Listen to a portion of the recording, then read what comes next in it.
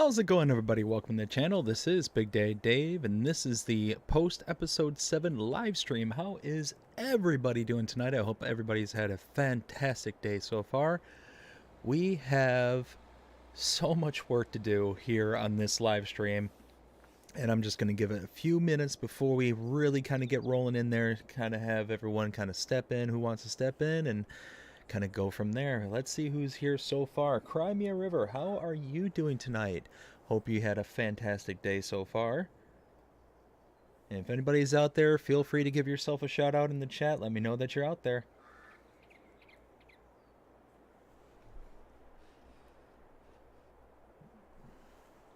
Just need to turn my screen just a little bit so I can read it a little easier. That's better. Okay. So yeah, like I said, we're just going to wait a few minutes, see how everyone's doing, and kind of see if anybody else comes into the chat.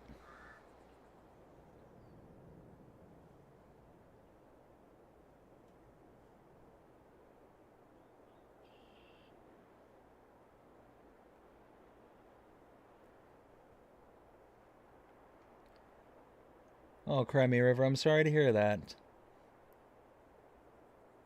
Other than that, it's been okay. I'm sorry it's been a rough day for you. That's... Never like to hear that.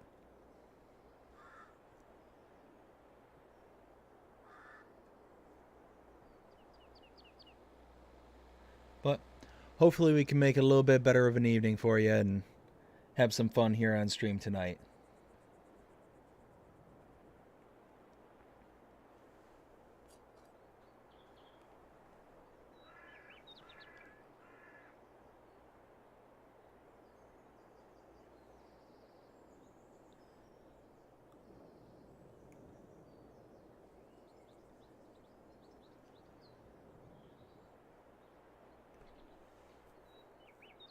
Like I said, we're just going to wait maybe one more minute, and then we'll get going. We'll figure out what we're going to talk about tonight and all the jobs that we have available so far.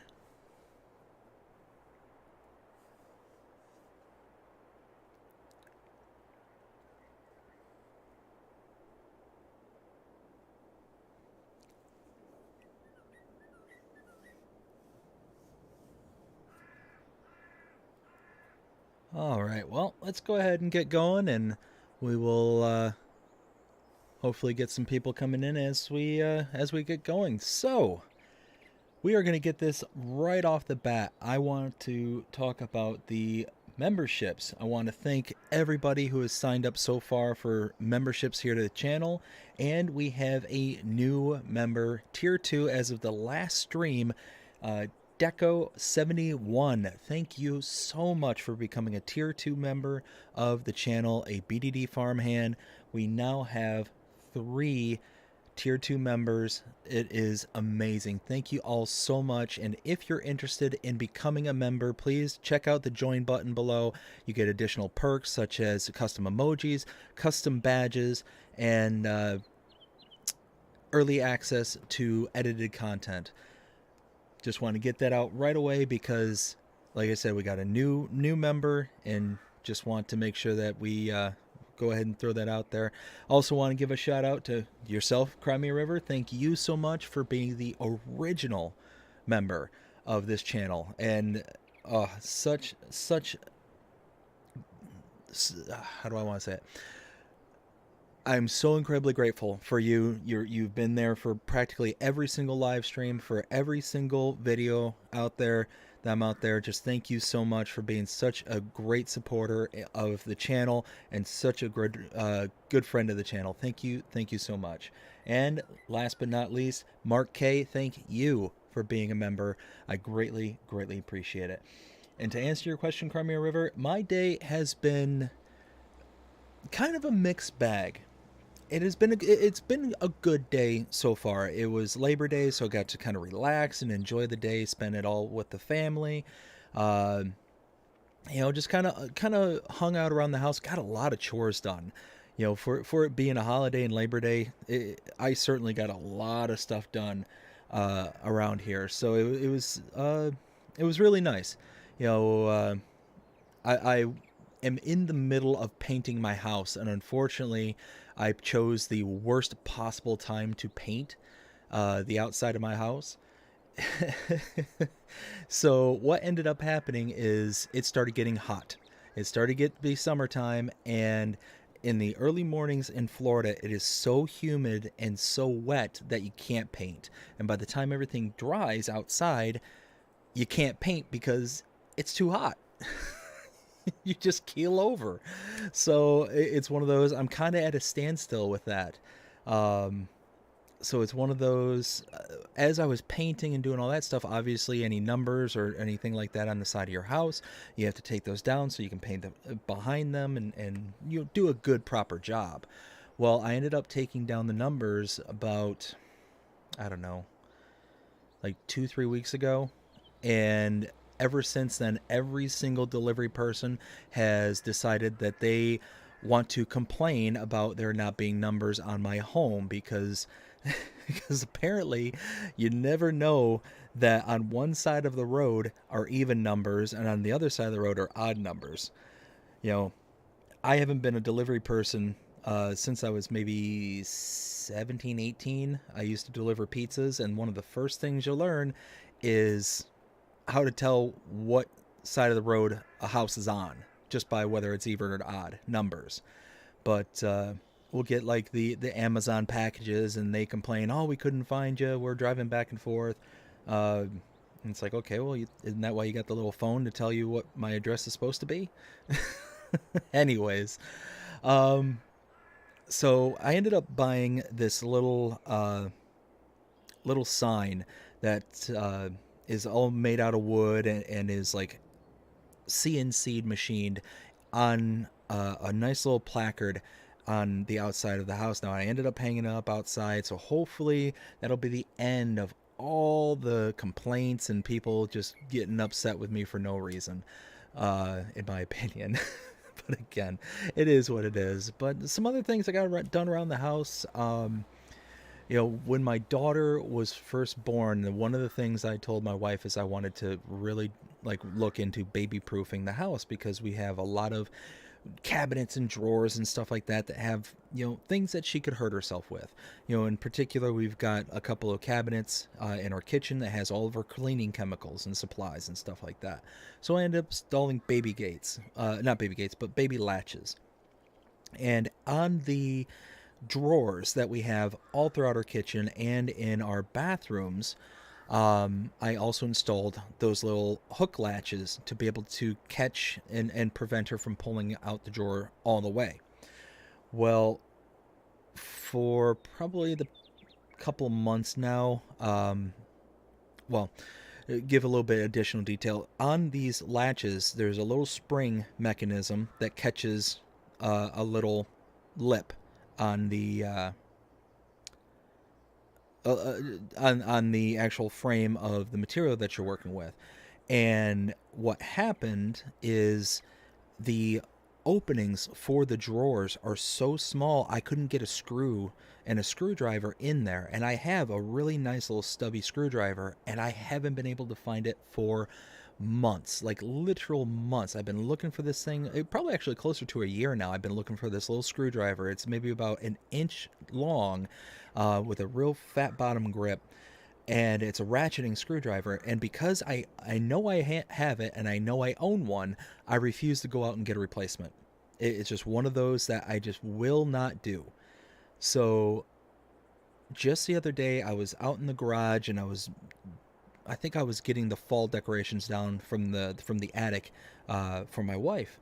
And as I'm getting all the decorations down, I look over on a shelf that I have no idea why it was there. I don't even remember putting it there. But I look over on the shelf, and there it is, the little stubby screwdriver that I've been looking for almost a year now. That's where it's sitting. And as soon as I saw that this morning, I knew I was tackling those drawers, because here lately my daughter's been getting into all the kitchen drawers. We had to move all of our knives and all of our stuff up because the little latches weren't working properly, because they would catch up on the backside of the wood material.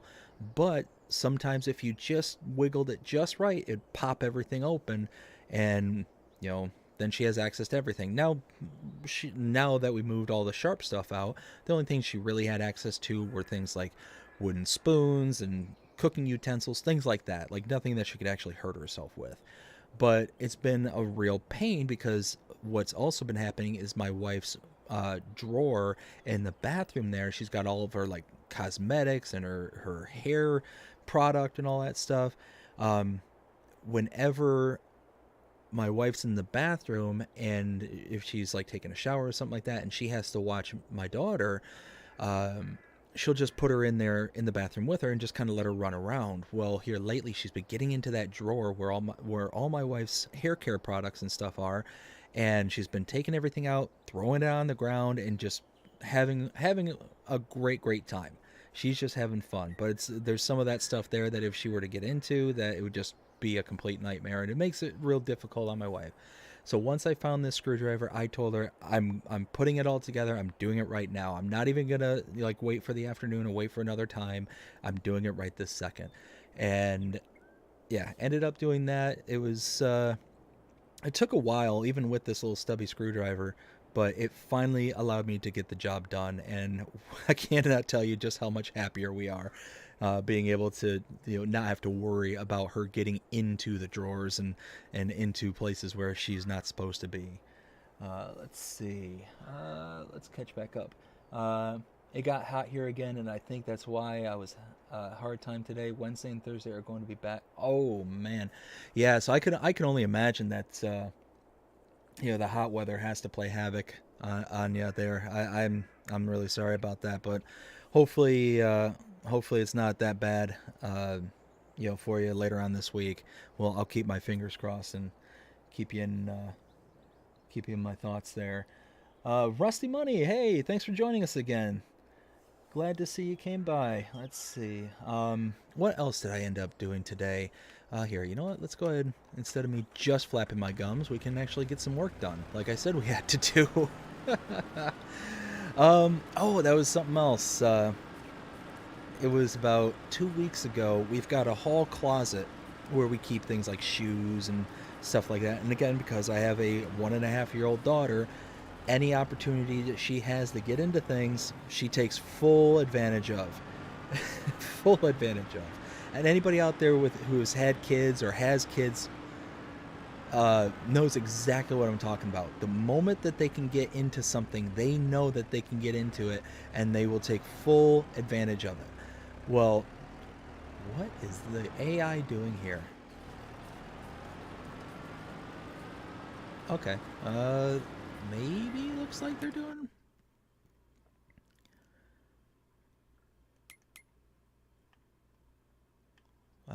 where am I?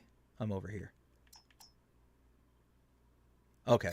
So yeah, he just went shooting off like very aggressively, and I didn't realize he was gonna return back to his tracking. Gary Thompson, how's it going? Glad to see you here. Glad you could join us. Let's see. So anyways, my daughter has been getting into this closet. Well, just about 2-3 weeks ago, the latch that held the door shut ended up breaking, and I ended up ordering on Amazon some replacement latches, but they took forever to get here, and it was just this bag of 12 latches, and to install it took like 30 seconds. It wasn't a big deal whatsoever. But of course, now my daughter, she keeps going up to the door and trying to open it, and she can't get into it now. So instead, she decides that she's just going to knock on it, and she'll walk up to it and go, knock, knock, knock, knock, in her cute little voice. So that was very entertaining to see her going through that and realizing that Daddy, prevented her from being able to use that closet anymore. But she would go in there, and like my wife, she's got dozens of shoes in there, and I've got like 2 or 3 pairs. and she'd just go in there and just take everything out and just spread it all over the living room and the hallway and just the whole 9 yards. So we were sitting there and playing 52 shoe pickup and the whole 9 yards there. It was getting nuts. So thankfully the parts came in that I could finally get everything replaced. It was fun. It was interesting, but got a lot of things accomplished today. Long story short, and yeah, it was a good day. Now, what kind of makes it a kind of wishy-washy kind of, is tomorrow I've got a very, very big meeting with work, and there's the potential of some things going on in the background that I'm not 100% comfortable with. Nothing bad at all, but just things could be changing, kind of thing. And sometimes change, like I'm very accepting of change and very willing to kind of go with the flow, kind of thing. But sometimes it still is scary, kind of thing. So it's one of those that, Rusty Money was talking about just our last live stream there. We were talking about, going into career changes and stuff like that. Well, I'm not going through anything as extreme as that, but, it's definitely going to be something new, something that's going to be, a little bit intimidating kind of thing. So not sure all the details or anything just yet. We're supposed to be discussing all the details tomorrow. So it's one of those, just got to figure things out as they come. Here, let's go jump to the next contract, which is a cultivating contract here.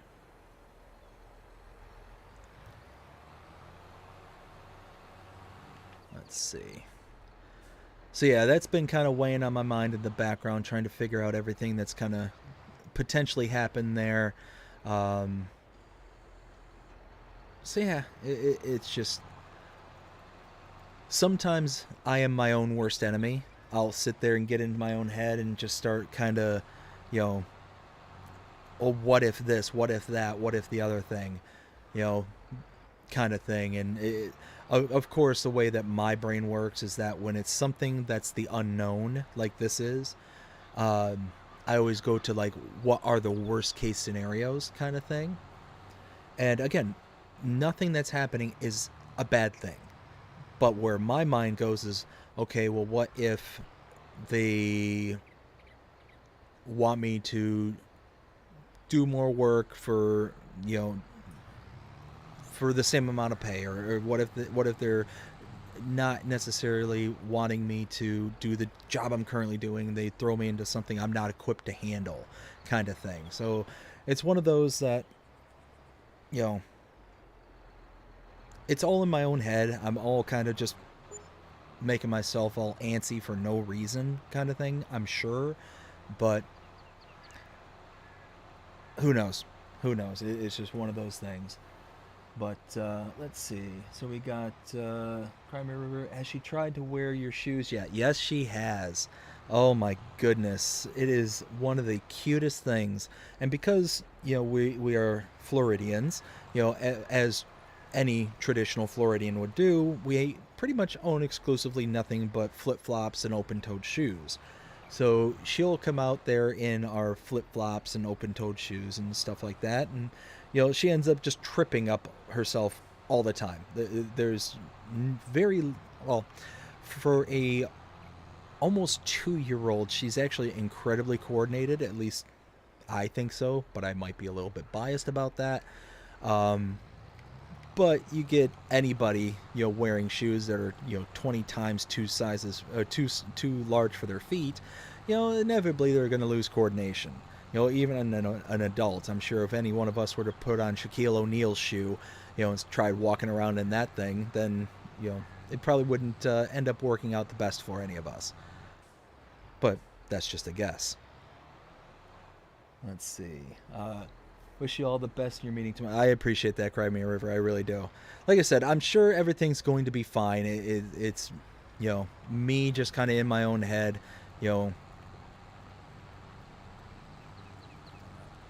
wondering about the possibilities.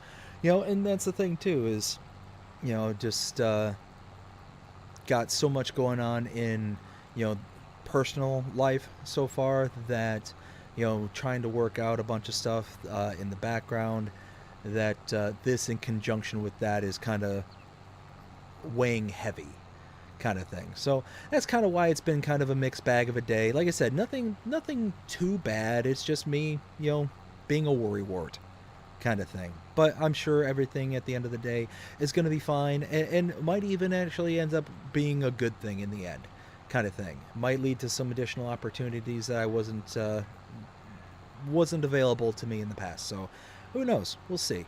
And that's honestly, that's probably the best way that anybody can look at anything, in life, is don't think of things as, like I've been doing this the whole time explaining this, is kind of looking at things kind of worryingly and kind of with either self-doubt or with dread, and just take it as an opportunity to grow, to do something either different or bigger or better, you know, whatever the case may be. It's one of those that you can always grow from, that you can always learn from, and you will always know that in the end that you've at minimum done a good job with something if you learned from it, if you've learned from the experiences, whether they're good or bad. If you had a bad experience and you learned, hey, I'm not going to do that thing again, then it's a good thing. You learned that you're not going to repeat that negative thing or the negative behavior or whatever. If it's a good thing, then you'll learn how to continue it and make it good again in the future, and keep experiencing those good things. So, like I said, that's the kind of mentality that I need to kind of shift my mind into. It's just been because there's so much stuff going on, it's hard to shift into that mentality and into that mindset. Let's see. Jody, hey, glad that you could join us here. I was just saying that today has been kind of a 50-50 day, but now that I'm here and I'm kind of able to talk and to kind of vent about it, I'm starting to feel a lot better. Kind of like it's kind of funny, but being able to just kind of sit here and talk about it has been kind of relieving. Is probably the best way I can put it. So yeah, I'm doing good. I'm doing a lot better now. Doing a lot better. Your channel is definitely going to get bigger. I hope so. I I hope so. I mean, I'm absolutely happy where I'm at now. If it gets bigger, it gets bigger. If it doesn't, it doesn't. I've always said I've met some great people along the way, and I'm very much cherishing that. Very, very much enjoying, how things have gone, how things are going. And I've been taking steps and trying to do things to be proactive about, the potential growth vectors. Just the other, 2 weeks ago, I started up several social media accounts, Instagram, Twitter, Facebook. So it's one of those things that people could potentially find me on there and become subscribers to the channel. I mean, I've said this a few times now. I never expected to be where I am now, over a year ago when I first started this channel. I never expected to have almost 740 subscribers. I never expected to have, 4 channel members and things like that. And I'm to this day blown away and grateful. Just 100%. So yeah, I'm just gonna keep doing what I'm doing here, and keeping it a positive place to be, keep a positive attitude on myself, and kind of go from there, kind of thing. I think that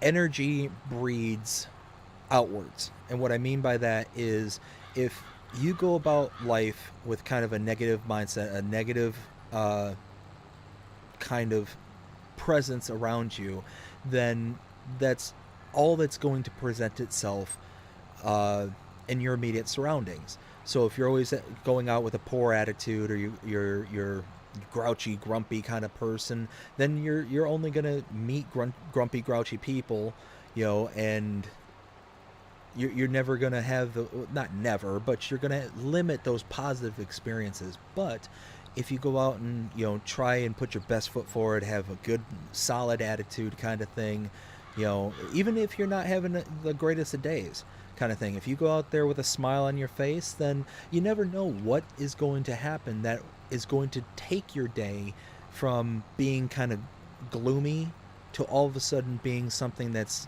hey, you know what, I actually had a really good day, kind of thing. So it's one of those that's just how I'm going to proceed with this channel, is trying to have a good positive attitude and just be happy with whatever it is I have. If I were to only have this level of success here on YouTube, then that's fine. That's fine. I don't necessarily need anything, and I'm happy with where we are. So yeah, I think that's probably the best approach and the best way to look at it. And that's with anything, is never go into anything wanting because um, you may fall short of it, but always work towards something. Always work to, you know, always work to have, but never wanting. Is I don't know, maybe not the most eloquent way to put it, but hopefully y'all can catch my drift. Let's see.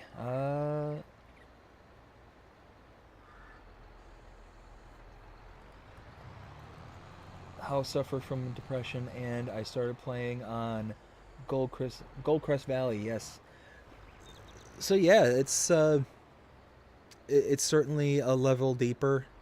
Probably even several levels deeper when you have to battle through depression. It's probably incredibly hard sometimes to stay in that positive mindset, and it's something that, like, I have several family members, people who are incredibly close to me, that battle depression, and the way that they've explained it to me, it's no matter what they do, no matter how they go about things, it just always feels like something's weighing on them, something is always kind of there.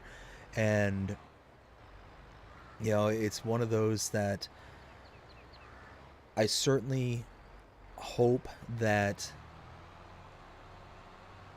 there's something out there to always kind of keep that kind of positivity in everybody's life, regardless of any personal battles or anything like that. I hope there's something out there that can kind of bring some joy and bring some happiness.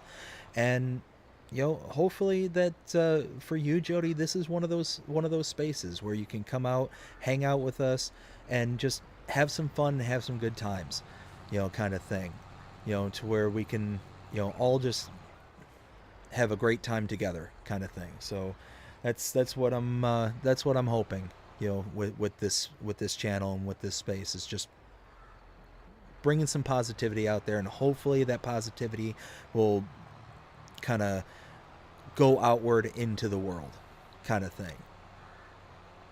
Because I feel like right now, especially right now, there's way too much negativity. There's way too much negative things out in the world today, and I think there needs to be more forces for positive, forces for good out there.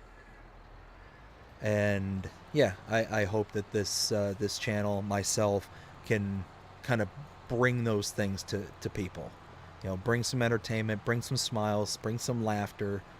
You know, even if that laughter is at my own expense, kind of thing. So, you know what I mean? I certainly don't mind being the butt of a joke, kind of thing. It's one of those. It is what it is, kind of thing. But Goldcrest Valley, yes, Goldcrest Valley is an awesome map. I really like that one. Now, out of curiosity, is it the one by, I think it's Celebuki, or is it the other one by the original map maker from, I think it was FNS 19? They're not the, I don't know if they're the original map maker. I know it's been around for many, many iterations, but I think there was one by Celebuki, and I think there's another one, but is it Vanquish? I can't remember. Um, Personally, I'm a big fan of the one by Celebuki because there's all the additional products and all the additional production points and stuff like that. That makes the map just that much better, and it's an awesome layout. Like the map layout by itself, I think is amazing. The fields are a bit square for my taste, kind of thing, but uh, it's got enough going on to really it really kind of distracts and takes away from that. Let's see.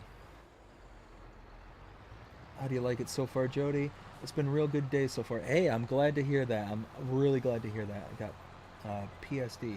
Uh, PSD. Is that sorry, Jody? Is that PTSD? Is that what you're talking about? Having a friend like you has helped me out. So, you know what? I'm really glad. I'm really, really glad that I could be there for you and be, be a source for you that brings you some happiness. I really am.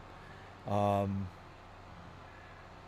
like I said, it's one of those that's one of the goals of this channel when I first started this was to just be entertaining and be somebody out there on the internet who could, you know,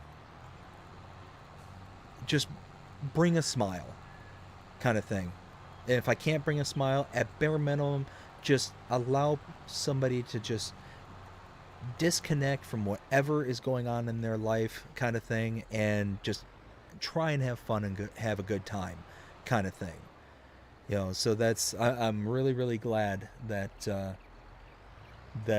this channel, myself, are helping and can be a positive force for you, kind of thing. I really genuinely am. But yeah, like I said, there's so much negativity and so much bad stuff going on in the world right now that it's a real shame. It's a real shame that it seems like every single avenue of what we used to be able to have as entertainment, whether it's Hollywood, whether it's sports, whether it's, insert anything that was a source of entertainment, just now seems like it's a vessel for somebody's opinion, somebody's ulterior motive, or whatever the case is. It's a shame. It's an absolute shame, and it seems like it's everywhere. And I didn't want this channel to be that. I wanted this channel to just be, about Farming Simulator, about hanging out, just being entertainment, being the purest form of entertainment, kind of thing. That's what I really wanted this to be. And it sounds like, based on all the feedback I've gotten from this channel, from comments, from live streams, from you guys, that this is, so far aimed in the right direction. A real place to just go and hang out and have a good time. And I'm loving it. I love it. And I'm so glad that, everybody here, seems to be loving it as well, and having, excuse me. Sorry, I had to clear my throat there. That we're all coming together, we're all having a good time, and we're able to, just not allow those negative things that are going on, anywhere and everywhere right now, to just be able to just focus on the positives. Let's see. The brand new Goldcrest Valley. Um. Okay, so I think that one's by Celebuki. Making connections is usually always positive instead of. Yes, Rusty Money. I 100% agree with that. I mean, there are certain exceptions to that, but yeah, being able to just hang out with somebody, it tends to be a very positive experience. Um, especially when you got people who are just coming around something of mutual interest, like what we're doing here. We're coming around here for the love of Farming Simulator. And you know what? I keep getting, rambly here and realizing that, hey, there's other things to do. Did I finish this one already? Yes. Oh my goodness. Okay, so let's go ahead and do this. Um, but yeah, no, it's being able to come around something where you know that we have a mutual interest in, Farming Simulator here. Um, it's definitely easy to kind of build those connections and have things kind of go in that positive direction.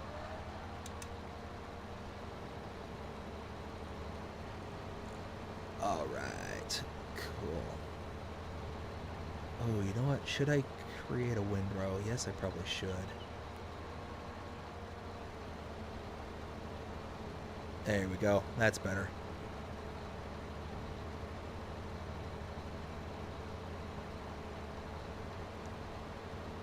That is kind of a bummer, though. You got all that grass area outside the field there, and it's not producing a swath. It's not adding to the swath. I love this map and how you can actually delete the bushes and trees, not trees, but the bushes with a mower. I love that. I wish more maps would do that.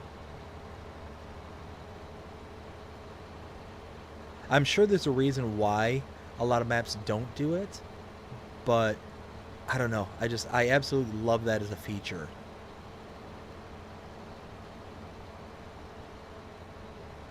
And then, of course, when I discovered that this map does it, was the first time I was recording a mowing contract on camera, of course. And I'm sitting there like, oh, like I actually went like quite a ways before I even realized I was deleting the bushes, which doesn't look the greatest on me and my ability to pay attention. But I mean, worse things have happened in my life. Unfortunately, I've never been known as the most observant of individuals. Um, if you could ask my wife, the reason I'm giggling about that one and laughing very hard, kind of give you a bit of a backstory about myself. So my wife and I, we met each other working through the same company. We actually work for the same company now as when we met each other, and we we had worked in the same office. And at the time, I was kind of doing the general IT role there in the office. It was like a side part of my job because we had lost the IT guy who was dedicated for that office, and I was the only person who even knew anything about that kind of stuff. So I told them, hey, I can certainly do this stuff as a temporary fix until we get somebody in the office. Well, this kind of turned into a side gig for several months because they slow rolled hiring anybody at that time, but that's beside the point. Well, one of the things I ended up doing was setting up computers for all of our new employees.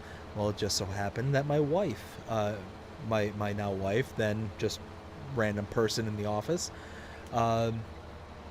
just got hired into a different department than me, and had to set up had to set up her computer and get everything all set and ready to go, her phone system, the whole 9 yards. Well, I guess that when she had seen me there, she had actually taken an interest in me, and for the longest time her sister had also worked at the same office.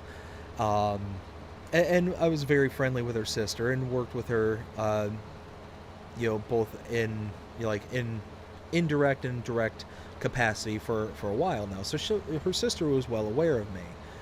Well, when I had started, setting up her computer and getting her all, set up and ready to go, I guess she had kind of taken a interest in me. And again, me being probably the most unobservant human being in the world, had no idea. And to the point to where she had sent an email to me asking if I was interested in going to see a movie. And I had unfortunately had seen this email and had just not replied to it, not realizing that, hey, she's interested in you and that she's asking you out on a date. I had no idea. And later on, that it wasn't because I was just ignoring her or anything like that. I didn't realize that was her intentions, was to to go on a date or anything like that. But I was slammed that day and just hadn't had a time to reply back to her. So it wasn't like I was ignoring her or snubbing her or anything like that. But I'd gone out to lunch with her sister, and her sister, like, after she had sent this out and had been waiting for my reply for a while, her sister had reached out to me and said, hey, do you want to come out to lunch with us, kind of thing. And at the time, it just so happened that, yeah, I was going out to lunch and I didn't pack anything like I'd normally do.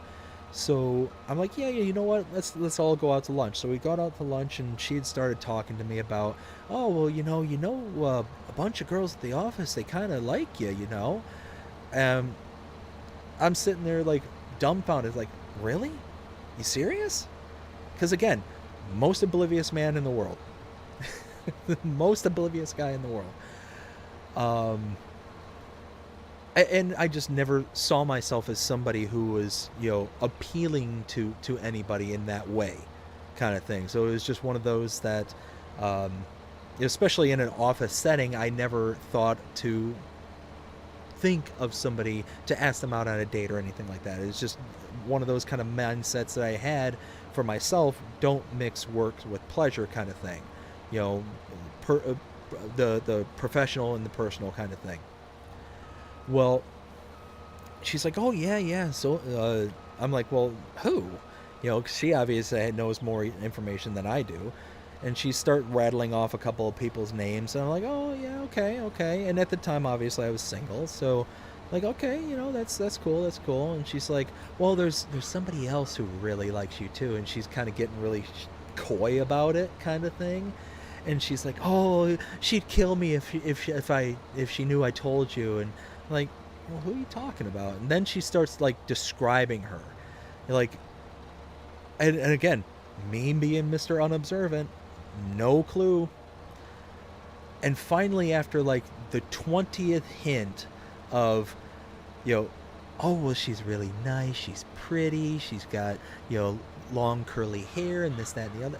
Like, after she's finally like actually describing her like you describe a perpetrator to a police officer.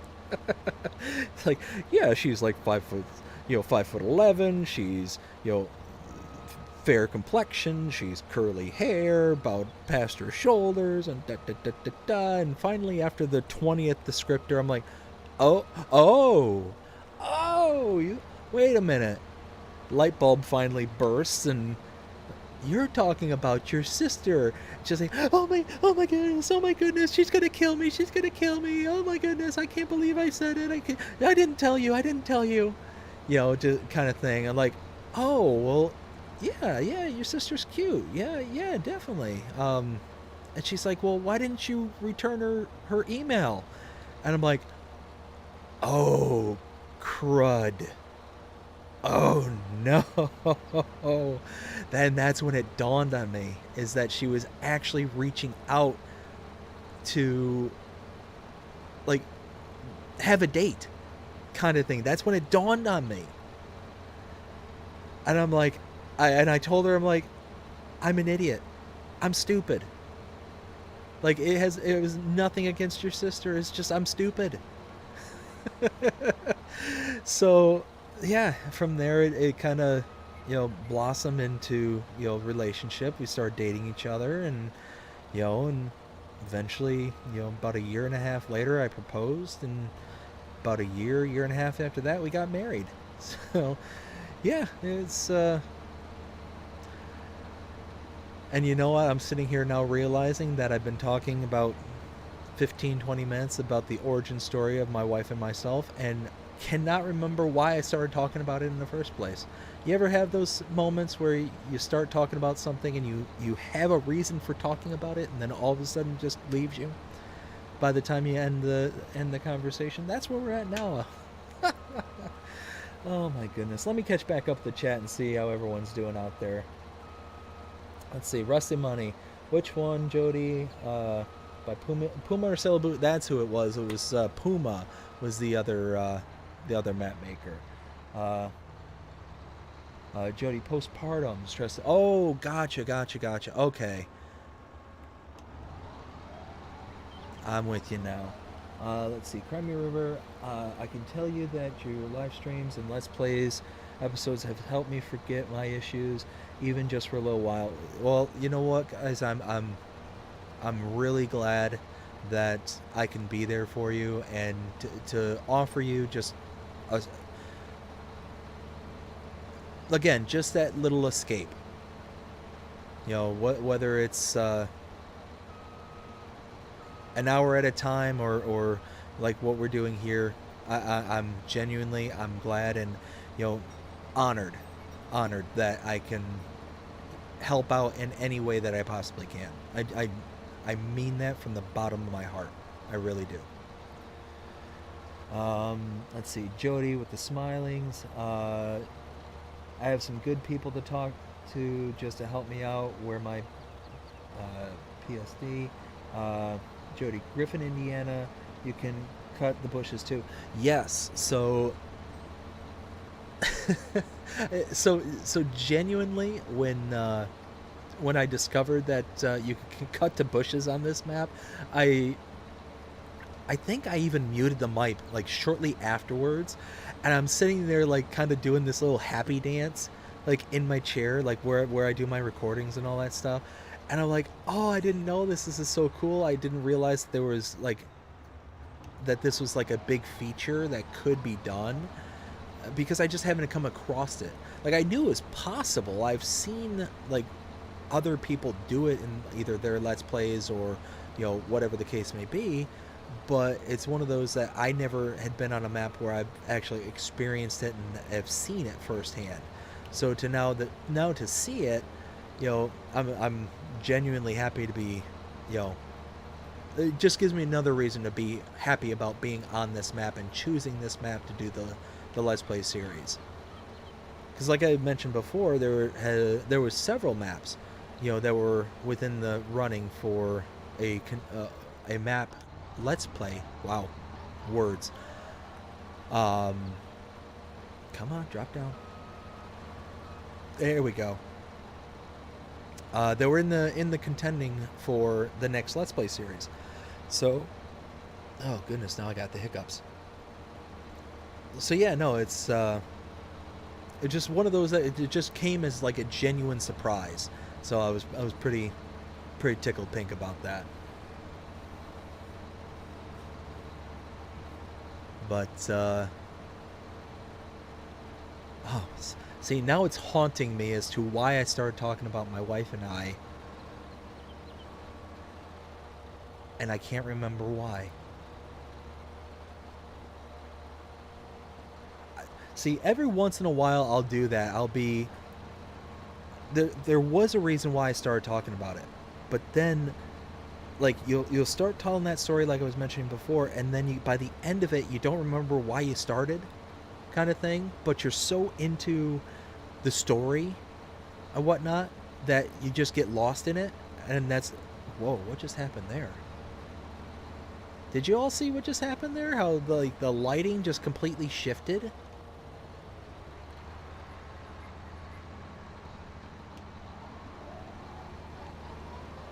See, that's something I've noticed on this map is there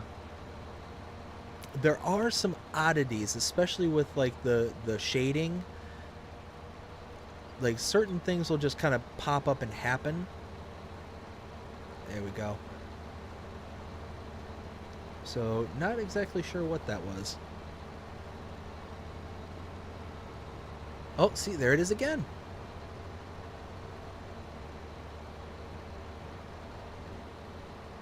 It must be like a shader issue or something potentially. I don't know.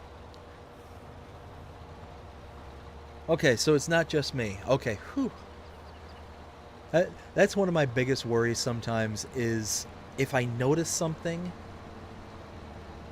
is it just a me situation?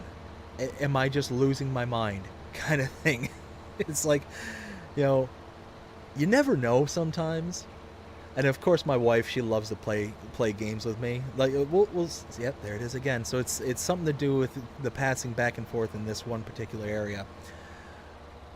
But sit there and play games and pranks on each other, from time to time. And sometimes I'll sit there and say, "Hey, did you notice that? Or did you see that?" And I'm like, "I'm not going crazy, am I?" And it's like, "No, no, I didn't see that, honey. I don't know what you're talking about." And in the meantime, she's just sitting there snickering under her breath, like, kind of thing. But good times, good times. But yeah, we'll just sit there and play little games like that with each other all the time. It's rather entertaining. Let's see. So what we need to do here is finish off this field. Let's go check out the last field. What is that looking like? That's looking like it's almost done. Nice. Let's see. And it looks like I'm all caught up with the chat. Awesome.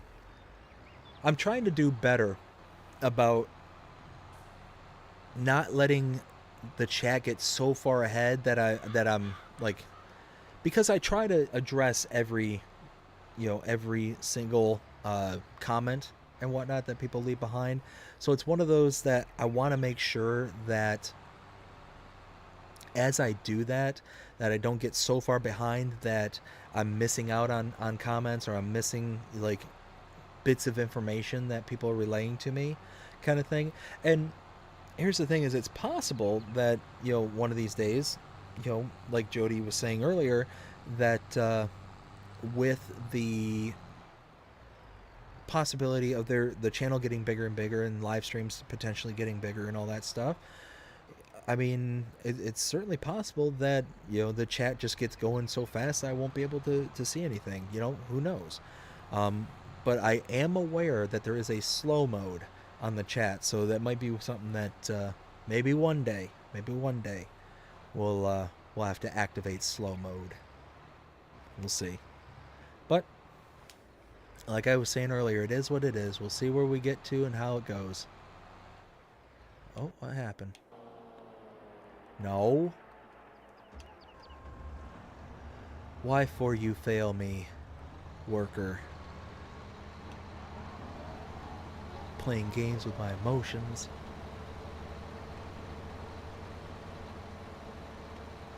I know that's a movie, but for the life of me, I cannot remember which one. Oh, no, wait. I think that was Friday.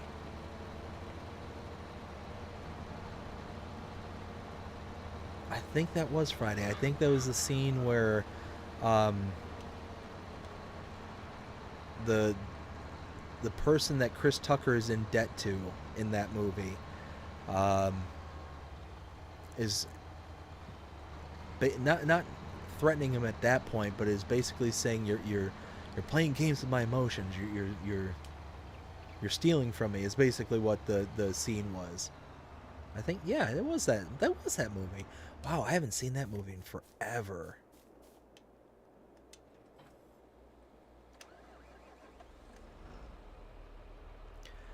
See, I told you, it's every once in a while some random thing will just come blaring into my brain, and I don't know why it does that. I'll get like random movies or just a random song that I haven't heard or watched in like probably 5 to 10 years, and then all of a sudden it's just there, like clear, crystal clear, never, and nothing would necessarily trigger it either. It's just something that just boom, pops in there and don't know why it's there. Anybody else have that kind of thing happen to them?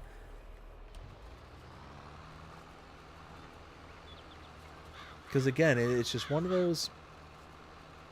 I'll be sitting there just hanging out, and all of a sudden I'll just bust out some kind of movie quote from a movie I haven't seen in, you know, ages. Or I'll sit there, and I've done it here on the stream, you know, before too. I've done that several times here on stream, where I'll just be, you know, plotting along, and all of a sudden I'll bust out like a Ghostbusters reference, or I think I mentioned Indiana Jones the last the last stream.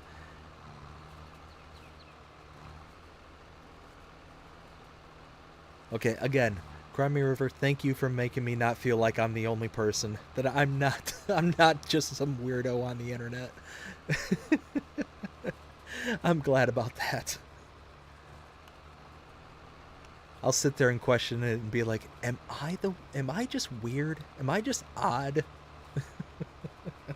And again, my wife, yes, you are.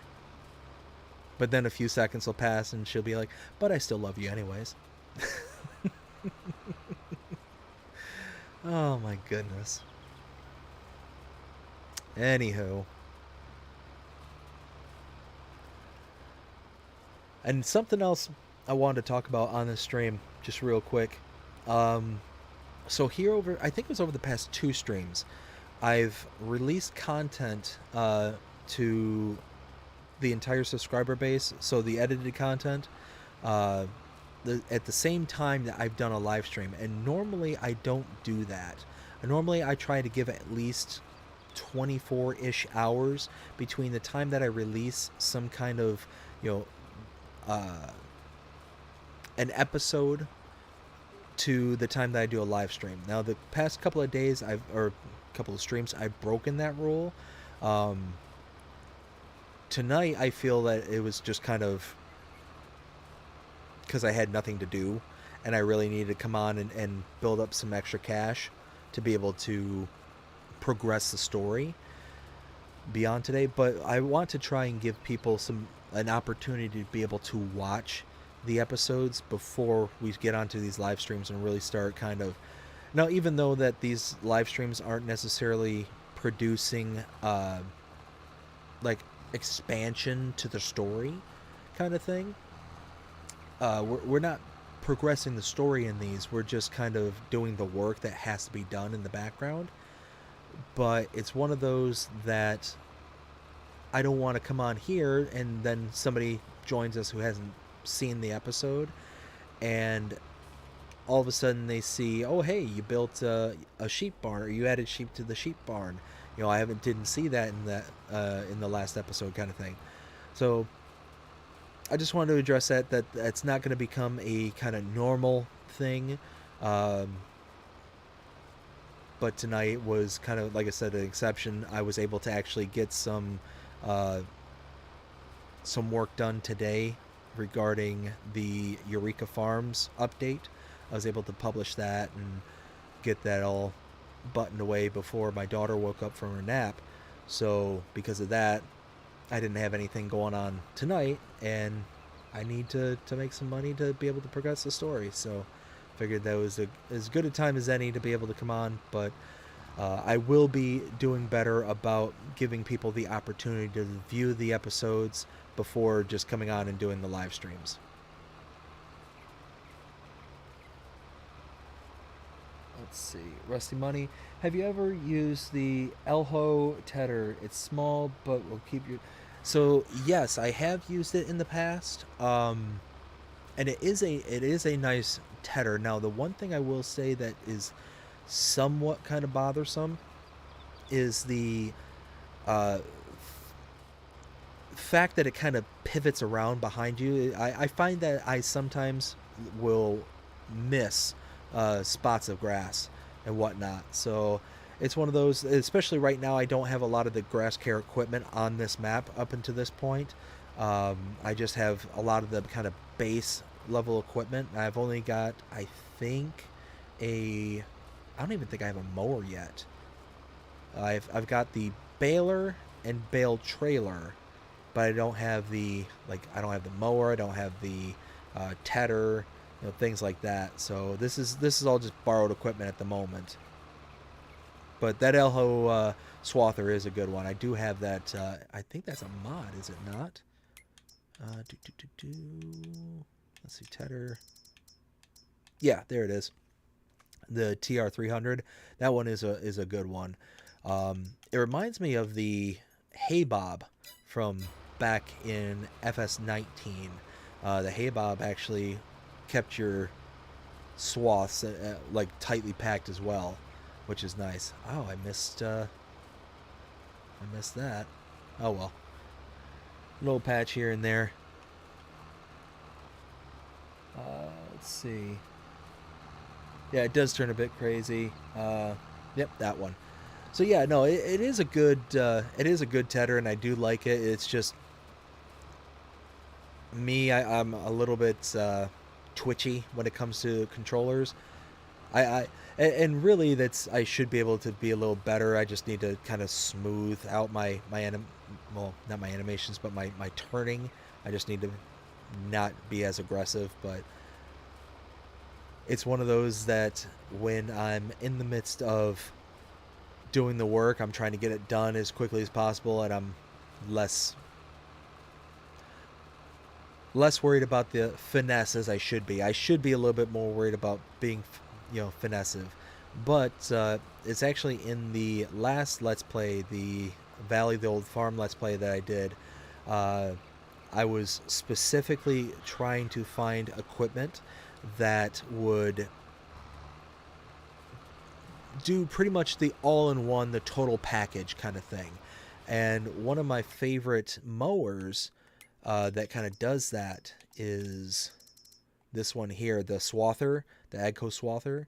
This one's really nice because it has the built-in tedder, the conditioner, in the head of it. So if you wanted to just leave a grass swath, you just disconnect from that conditioner and leave it behind. And if you want to have the hay swath, you go ahead and just make sure it's connected and go from there. That's a really nice one.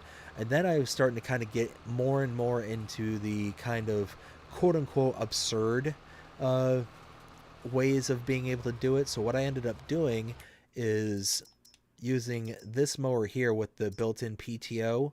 And you can see it kind of right there, the little nub for the PTO.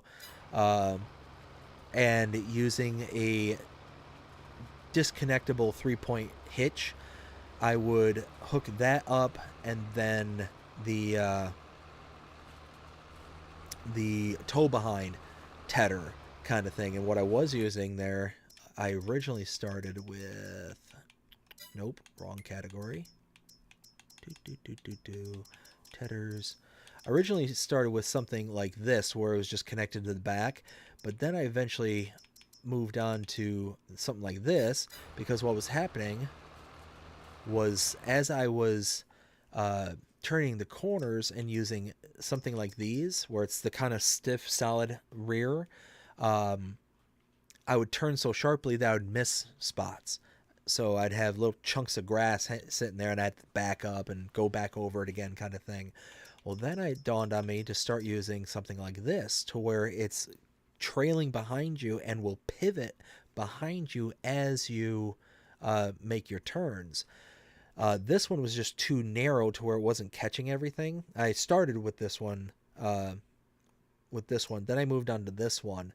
But then eventually I remembered that there's these Vermeer tedders, and these one worked really, really well, especially this one here. You could literally turn as aggressively as possible, and you would never miss out on anything. Now, it would flick the swath out, but that's also why I absolutely adore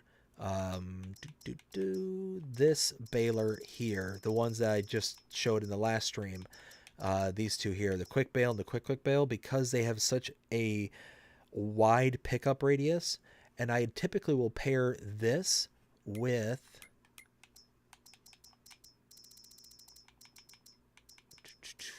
this here, the trailed windrower. So I will have this in front, the baler in the back, And between all that set up there, it really does a great job with being able to catch all the little bits. And you got these wide kind of rows that get flicked out with the tether. It's not a huge deal because you get the then windrow and pick up the bales at the, or wrap and do whatever you need with the bales at the same time. So it works out really good. Swather is good and has mysterious hidden PTO on the really. You can bail and such with it without front lifter on it. I didn't know that. I didn't know there was a PTO on the back of the Swather. Ooh, I'm gonna go on my test map later on and try that. Thank you for letting me know that. I'm genuinely wanting to try that now. Oh, mysterious hidden PTO. Huh. Well, I guess there is a hitch back here, like a little spot for a pin hitch. So, yeah. I mean, technically, the cool thing is about, well, it's not necessarily cool, but it's kind of like a little, I don't know, hidden feature, quote unquote. It's not supposed to be, but it is possible. Basically, if you can hook up to it, you can power it. Like, as far as I've seen, like if you've got something with a PTO that's just dangling down there because you don't have the proper connection, as long as it's attached to the set of equipment that you're working with, then it still works.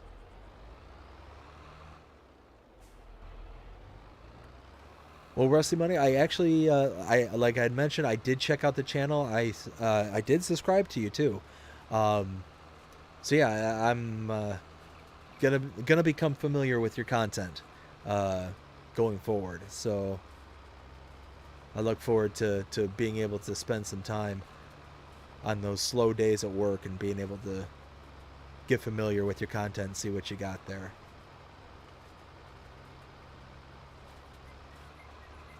Let's see. If you ever see a similar pin hitch like that, if you ever see a similar pin hitch that is on any mods, that usually 90% chance the front lifter mod. Yes. So the front lifter, oh, I love that front lifter. It's an amazing mod. I was so glad when I saw that pop up in FS22 when it first came available. Oh, I was so happy. Like, for anybody out there who has basically been with FS22 from the beginning kind of thing, you'll understand when you go from the previous iteration like FS19 and even like FS17 to 19, 19 to 22, you'll understand that as the new game comes out and you're sitting there and all of a sudden you've been so spoiled by all the mods that were available on the previous iteration, and then you start playing the new game and you realize, oh my goodness, I cannot live without my mods. I cannot live. Like, there's certain things out there that's just, I've gotten so accustomed to it. It was so hard when 22 came out and I didn't have certain things available to me, like the front lifter, like certain balers, like certain, cultivators, pieces of equipment out there that I just grown to love. Like, the perfect example is the well, in this one it's called the 6 to 9 meter plow. It's this this one here, the Lizard 6MT 9MT. That one is by far my favorite plow on this game. Just because it's a good wide enough plow to be able to get a lot of work done very quickly, but at the same time it's a solid plow. It's not like the kind of off-center plows like one of these ones here that are quote-unquote difficult to kind of predict where they're going to go unless you're going in a straight line kind of thing. But no, being able to get that one back and being able to make nice straight edges on fields when I'm creating fields and all that stuff, oh, I missed it so badly. When it finally came to the mod hub, I was so genuinely happy. I was so really just, I was doing that happy dance like I was saying earlier, just sitting there like, oh yeah, oh happy. Let's see. Love your chat here. Rusty Money Gaming. I use the Swather. I'm gonna have to watch your short. Yes, Yes, I'm definitely gonna check that out. Like I said, so there's times when I'm able to, like, kind of take a, I don't want to say take a break, but where I'm able to kind of get into a low part of my job, because what happens is I do a lot of reports writing. I build reports using SQL and stuff like that. And when you execute uh, a query, oftentimes what happens is that it basically freezes the entirety of my computer, so I can't do much of anything else while it's sitting there executing, kind of thing. So basically, I'm sitting in limbo until it finishes and I can start working on it again. So it's those times where I can, pick up my phone and be like, okay, well, what's going on, with the channel? Okay, what's going on? Let me check out YouTube. And that's what I'll probably end up doing is, you know, taking one of those, down times and getting familiar with it. But like I said, I did subscribe to your channel, and yeah, definitely wanna catch up and see what all you got going on there. Let's see. Sounds good. It's a great mod. Yes, it is. I really enjoy using it. Yeah, it is a really solid mod. Um, so one bit of content that I made a while back was the top mods by category. So they're basically my favorite mods, and what I do is I go through each one of these categories and just say this is my favorite one of this category, kind of thing. And yeah, there's just certain mods in every single category that it whoops are just my absolute favorites. Ooh, what am I doing? There we go. But it's just one of those that I just either can't live without, or if if I had like my perfect build, I wasn't doing like a let's play series kind of thing, that like for my own personal gaming and stuff, I that I will have on every single one of my personal games. Now, for the Let's Plays and stuff, I tend to try and branch out and try to use different sets of equipment so things kind of stay fresh, and, we have the ability to kind of see me do things other than, use the same exact set of equipment for just a different map kind of thing.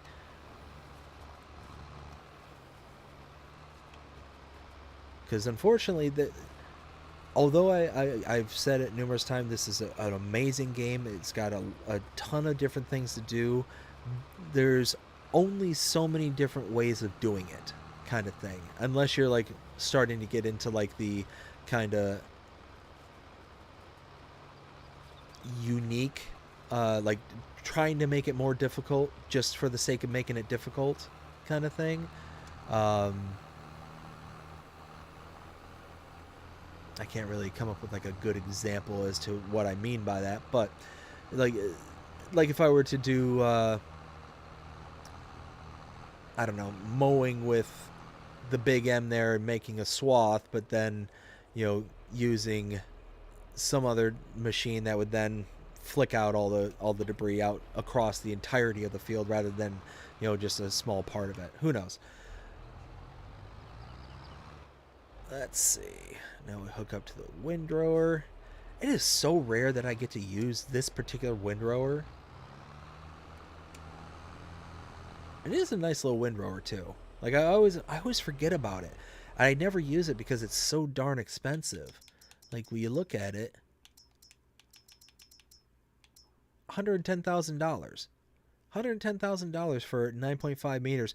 This one here is 9.7 meters, and it's less than half the price. Or I'm sorry, it's more than half the price. So yeah, you're getting a bigger swath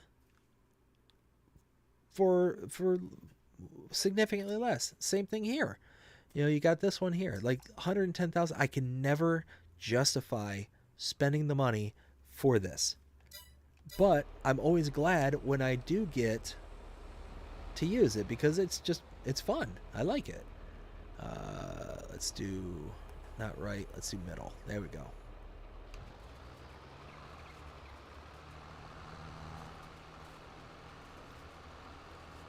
You know, you get to come by and just pick up the windrows, and you get to really kind of decide, oh, do I want to pull it all the way to the right? Do I want to pull it all the way to the left? Or up the middle kind of thing? Like, I guess I could have really just shot it out on the right side and really kind of hugged the sidewall here, but oh well. Let's see. Top mod videos are great, but a lot of work and hard to narrow down. Yes. Oh my goodness. So one of my biggest viewed, one of my highest viewed videos on my whole channel is my top 10 maps from, it was back in April when I recorded that. And I thought, oh yeah, this will be easy. I'll be able to make, I'll be able to say, oh, these are my top 10s. I'll be able to just kind of rip through it and not a big deal. I was thinking it was just going to be easy peasy, no problem whatsoever. How naive was I? Holy smokes. I'm sitting there going through and trying to figure out, oh, well, I love this map. Oh, this map's amazing. Oh, this map. Oh, this map. Da, da, da, da, da. And I'm just going on and on and on.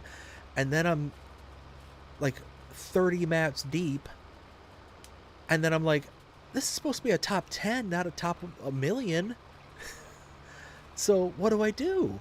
So I'm sitting there and I'm like, okay. So I'm having to get like really in the nitty gritty details. Like, what do I like about this? What do I, are there any kind of negatives? Like, by the end of it, I literally had a list of all the maps that, made the cut, quote unquote, and then made like these big pros and cons list. And by the time I was all said and done for this one, maybe hour worth of content that I had probably spent days trying to figure out what to keep, what not to keep.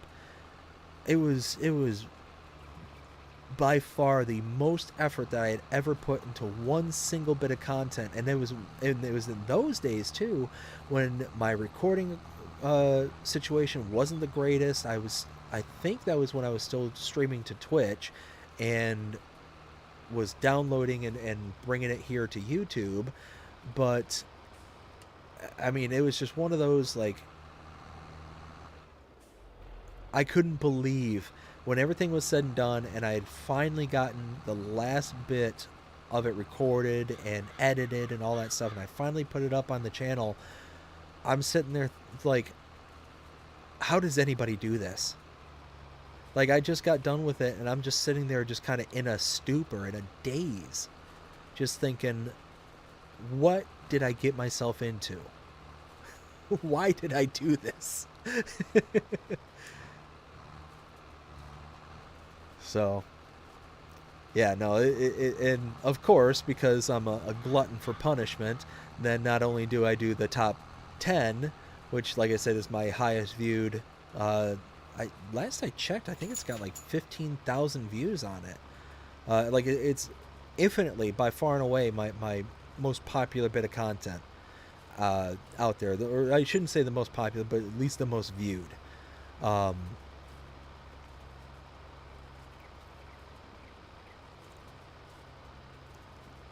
But like I was saying, because I'm a glutton for punishment, I then went out and started thinking, it's like, man, there's so many good maps out there. There's so much awesome stuff, that I made another series, and it was a top 5 maps by continent. The reason I did it like that was because I really wanted to give a lot of other maps their spotlight, their moment in the sun kind of thing.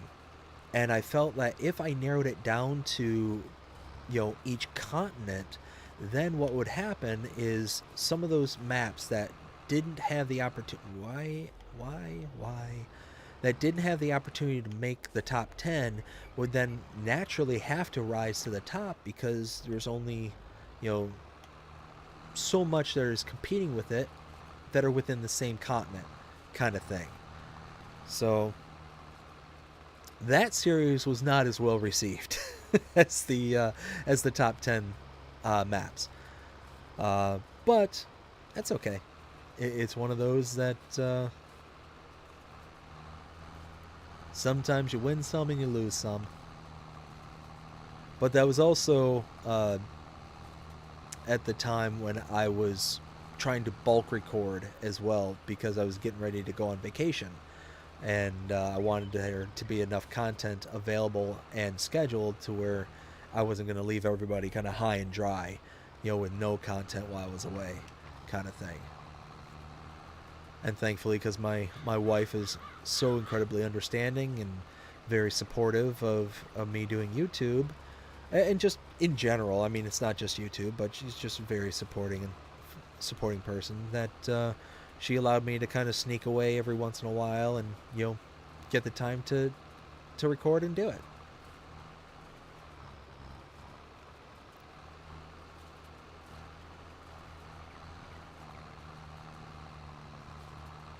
Let's see.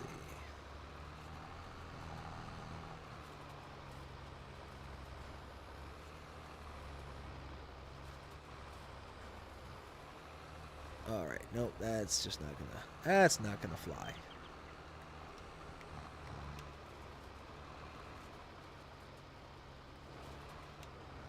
Let's see. Let me catch up with the chat real quick. Let's see. Rusty Money.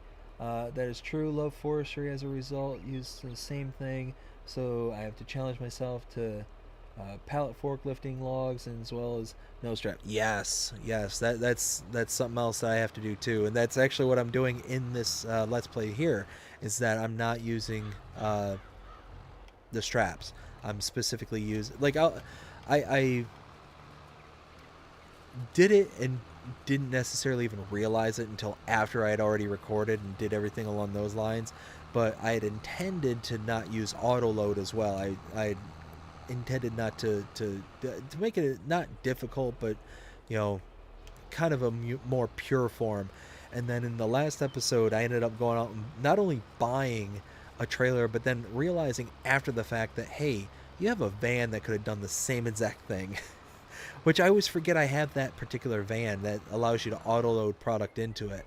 So yeah, it was me being silly and me spending money that I didn't necessarily have to, but it worked out. I think in the end it's gonna be nice, because I can also hook it up to the van and be able to just auto load more product. So it is what it is, but I will continue to use the pallet forks and not use straps and things like that. And then let's see. Very true. Map tours anymore need to be like a preview, because so many have so many things to show in their video. Yes, especially nowadays. Like, I feel like here lately, we've been, I don't know. I don't want to say spoiled. That's not necessarily the right way to put it. We have had an abundance of maps here lately, where the maps have had like a ton of additional features and a ton of really cool options available to them. I mean, there was Bally Springs here recently, where you got all sorts of different types of animals. You had ducklings, you had goats, you had calves, like the whole nine yards. And what's really cool is that the animals grow. Like, they're not just a stagnant kind of creature. They actually will evolve into the next iteration of their growth cycle. Like, that's huge. That's absolutely massive. We've got a ton of different maps now that have like different crop types in them.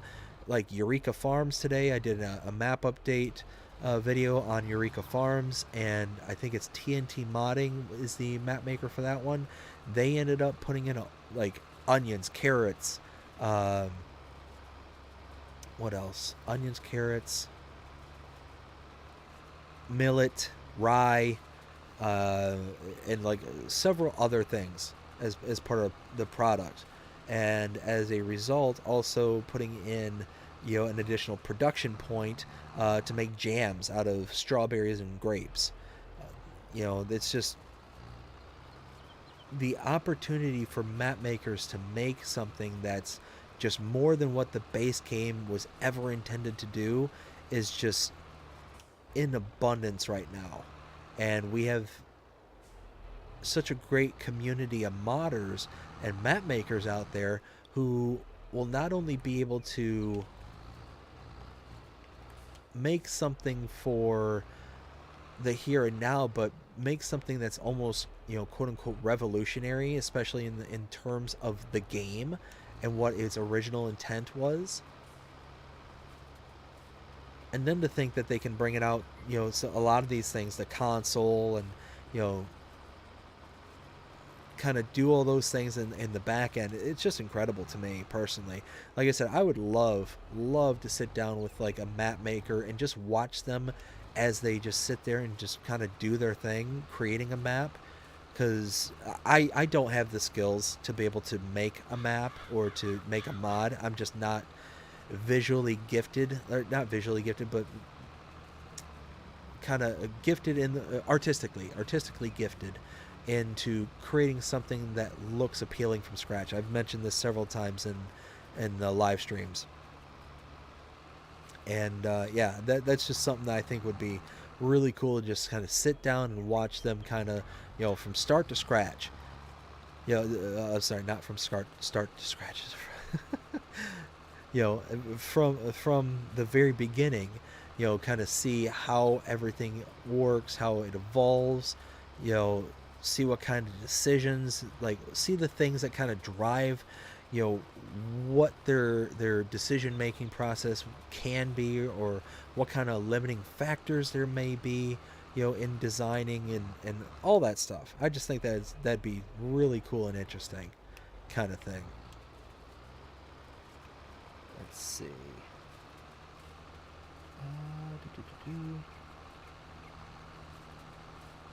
Discovering more modders, figuring out new things with building maps. Yes. So it's amazing what certain map makers are able to figure out and then able to bring into the game, like I had mentioned. And really the only limiting factor is your imagination.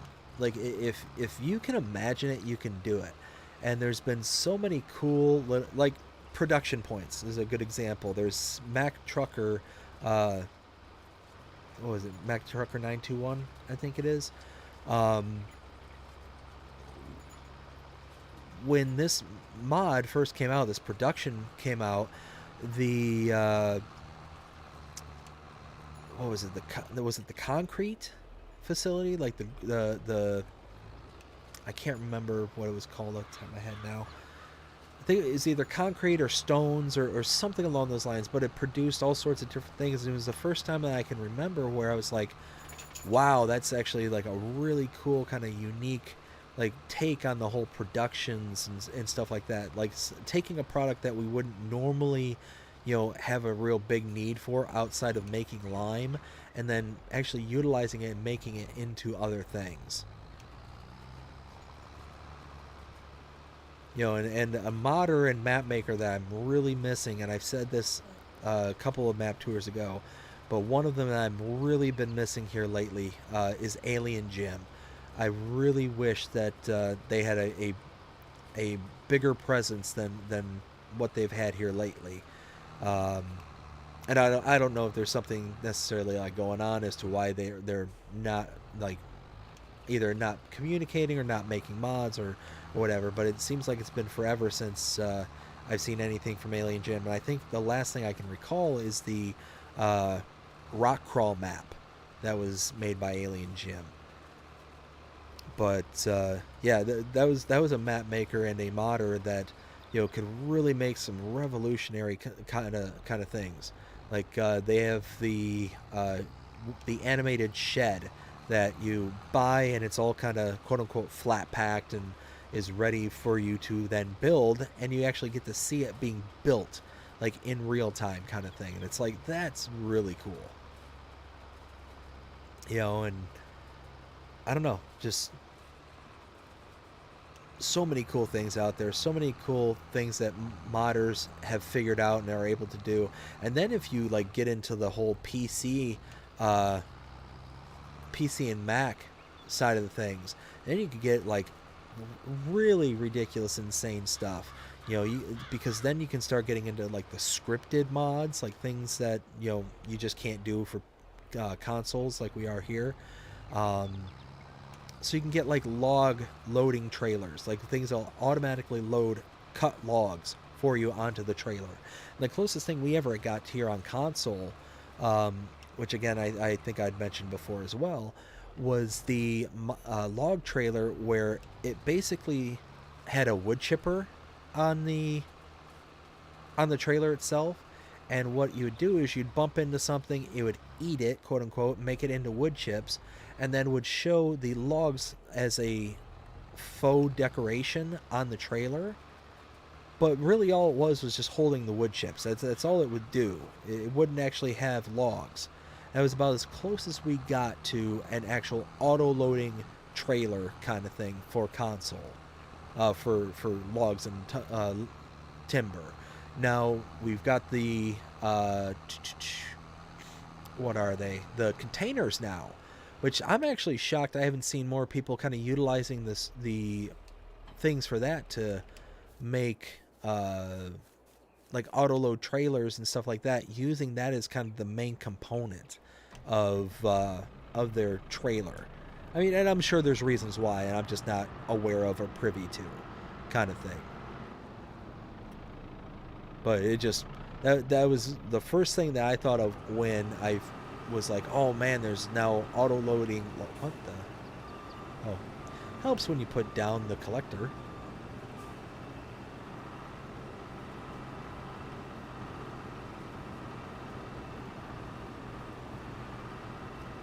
I tell you what, this is a cool machine right here.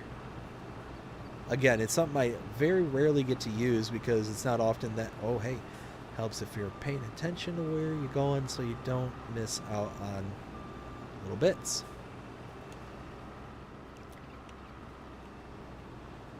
But just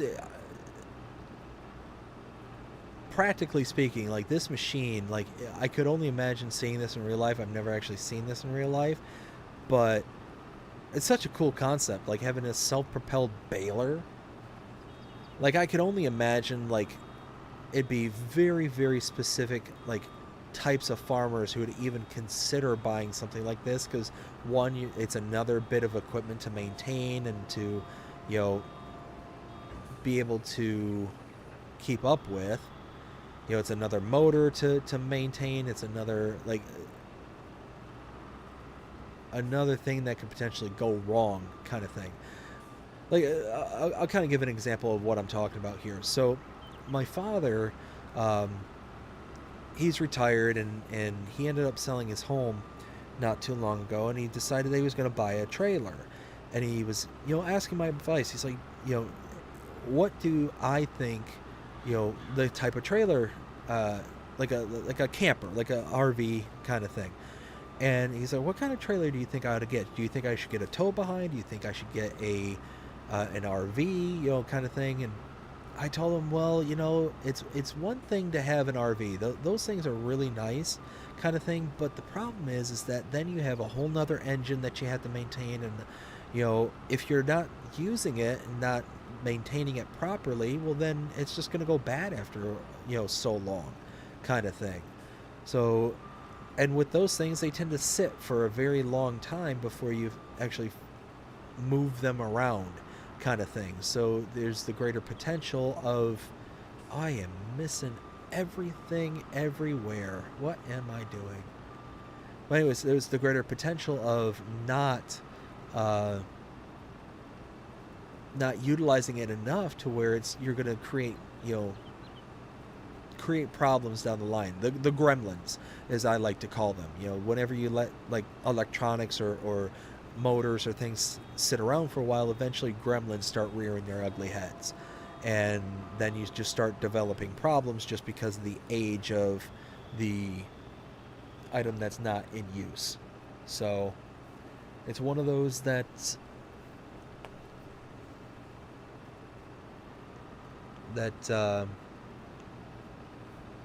eventually it led me to tell him, well, just get a little tow behind.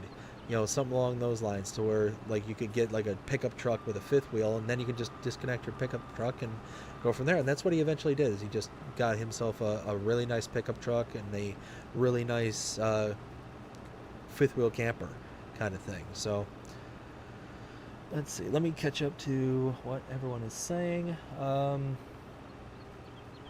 All right, got to get some rest. Hey, Rusty Money, thank you again for stopping by and hanging out with us tonight. Hope you have yourself a great night. And we'll catch you another time. Like I said, I'm going to be checking you out here soon. Oh, can't leave yet. Alien Gym is my favorite. Really miss Mercury. Yes, Mercury Farms was good. Honestly, one of my favorite maps from Alien Gym was, and funny enough, not a lot of people share this sentiment, but or at least that I found, was what was it, Spectacle Island? I loved Spectacle Island. I absolutely adored that map on FS19. I had hundreds of hours on Spectacle. Um,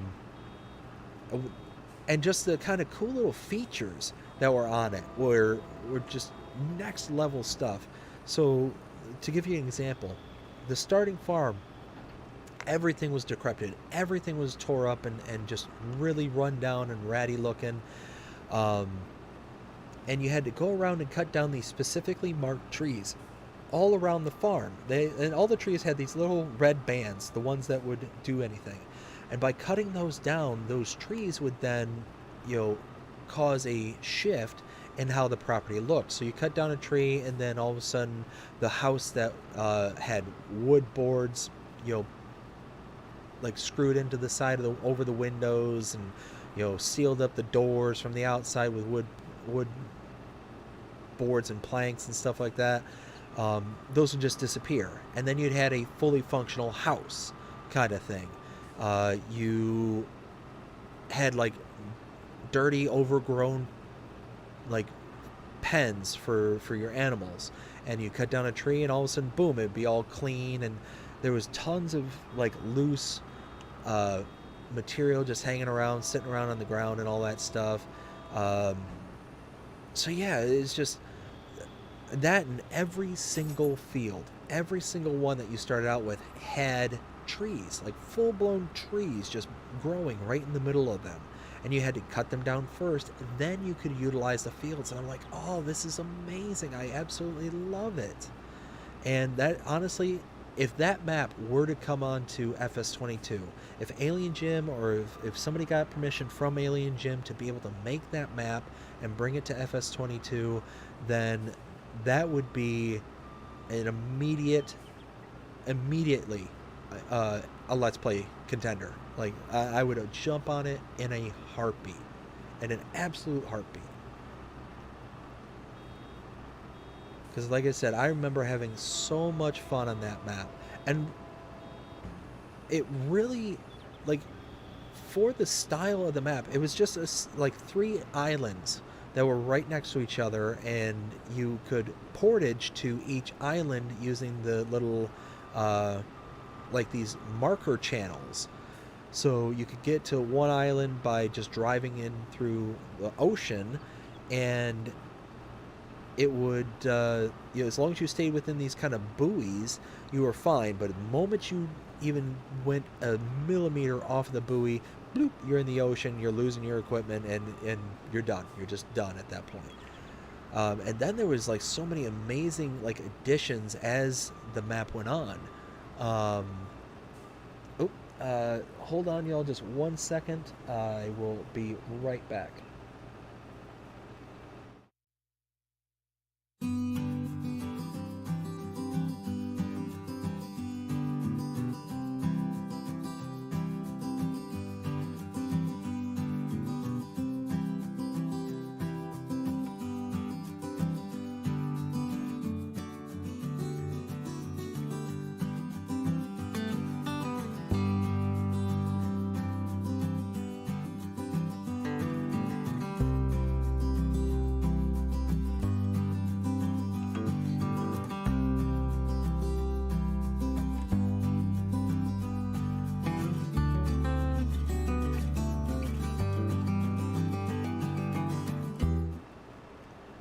Alright, so sorry about that. My wife is getting ready to go to bed, and I was giving her a hug and kiss goodnight.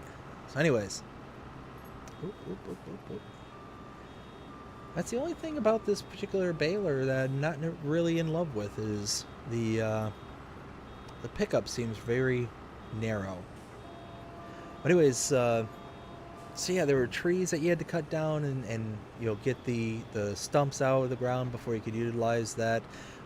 You use portages and like these markered alleyways in the ocean to be able to get from island to island. And then later updates and iterations came out on Spectacle where you were able to drive a boat. And I remember seeing Alien Jim show like the behind the scenes of that boat, and what they ended up doing was absolutely brilliant. They just made a car with invisible wheels, and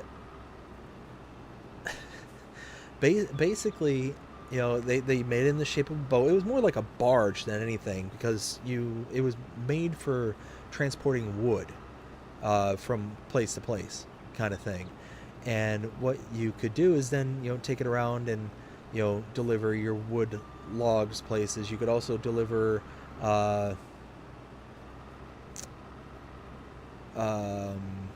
like products, like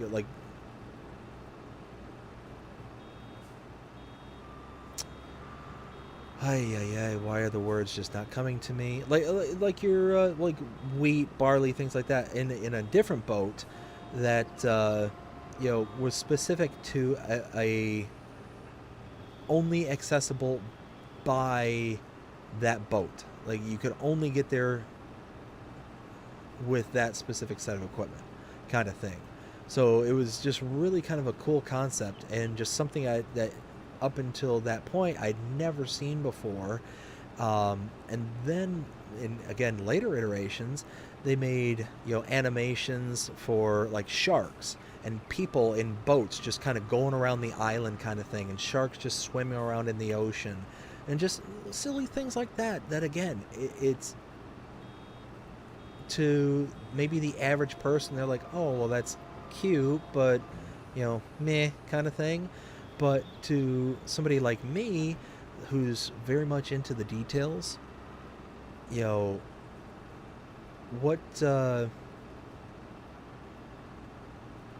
what can you add to a map to make it feel more alive, like you're actually there, kind of thing. And it's those kind of little details that really kind of this baler is driving me nuts.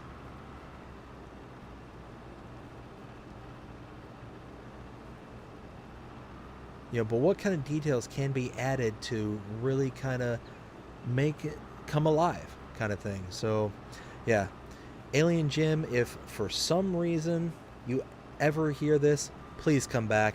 We miss you. We miss you a lot.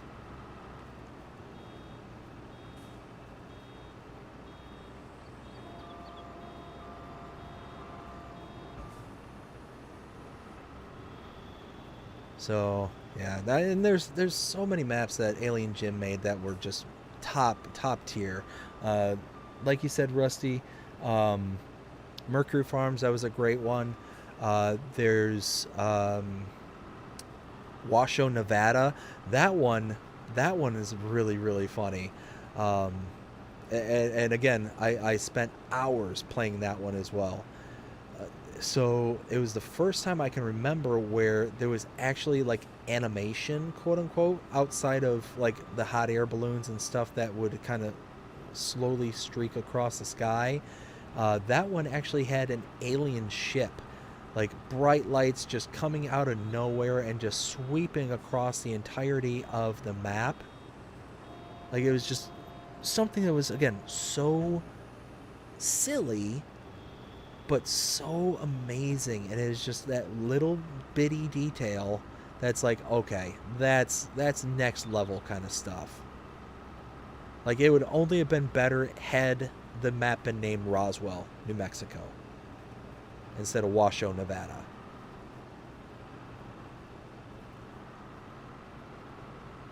You know, but then like again, that map had things like a restricted area, kind of like Area 51. So I wonder if, you know, potentially to kind of, you know, save from any potential copyrights or any issues that potentially Giants may have had, if it would have been called Area 51 kind of thing. If maybe that's why it was named Washoe, Nevada. Who knows? That I'm just guessing and speculating at that point. But yeah, Alien did have some great mods and great maps. Now, personally, I think the rock crawl was certainly not my cup of tea, but I could certainly see, you know, people getting on and having fun, and I did. I hopped on and tried it out for a little bit to see, you know, what it was all about and what was on it. But that was one of those, like, kind of a what can I do, not does it fit the profile of the game kind of thing. Which obviously was the point of the map and the point of the reason why Alien Jim made it, but like I said, just wasn't necessarily my cup of tea. I guess if I wanted to play a map like that, I would get on and play. Oh goodness, what's that game where you are in the trucks of various shapes and sizes, and you just drive around trying to get from place to place in like mud bogs and stuff like that. SnowRunner, that's it. Yeah, if I was wanting to play, you know, rock climb, then I'd play SnowRunner.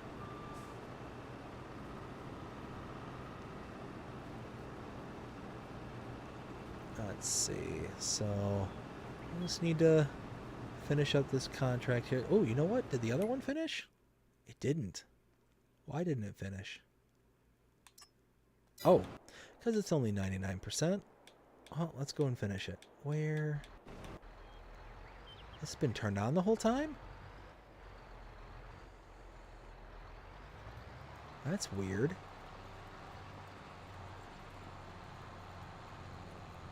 Typically when the worker just kind of peters out like that, they just turn off the engine. Alright, well, whatever. It's not my gas I'm wasting. There we go.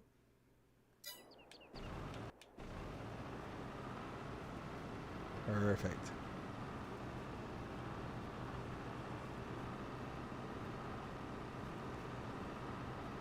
Let's see. But again, let me thank everybody who's hopped on, who's joined the chat here tonight. I greatly appreciate everyone stopping in, hanging out, having fun. Like I said, this is more than I ever expected, and I absolutely adore it. I love it. But let's see. So, ooh, pick that little chunk up. Man, all those lights like are really like disorienting. Like whenever the light shifts like that really hard, and it's like, oh goodness, what's happening? And it's like it takes my brain a second to realize, oh wait, no, nothing's wrong.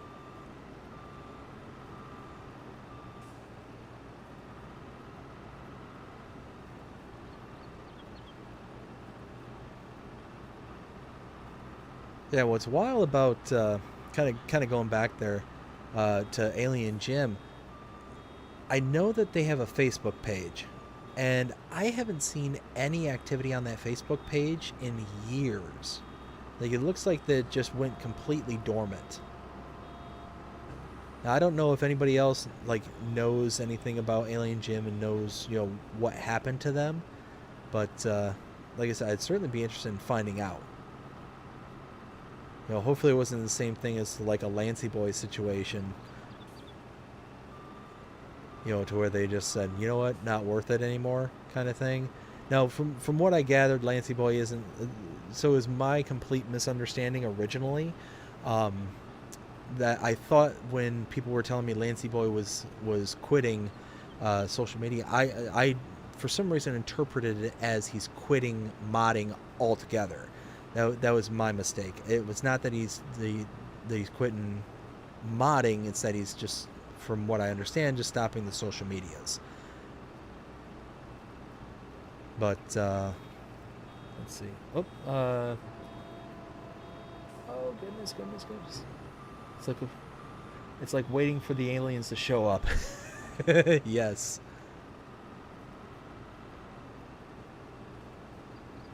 And honestly, every time the light shifts like that, I do feel like the whole alien gym in Washoe, Nevada, just like, oh goodness, what's happening? What's happening here? And then it takes me a second to realize, oh no, wait, everything's fine. But I tell you what, the first time I played Washoe, Nevada, and I had no idea that there was an actual animated alien saucer that came just shooting across the night sky in the middle of the night. I'm sitting there and I'm farming in the middle of the night. I think I was harvesting or doing something, and all of a sudden these just bright lights just come screaming across the map. I literally like freaked out. I had no idea what was going on. I started to like almost like,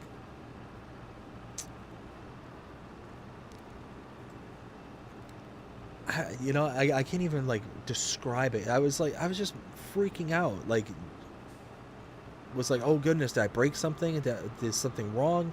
You know, did my system crash? You know, insert any number of different things that could have been going on. And then I see the kind of three shiny lights just kind of circling in the night sky, and I'm like, oh, again, most unobservant man in the world right here. But that's when it dawned on me what was going on. It's supposed to be an alien saucer just shooting across the night sky.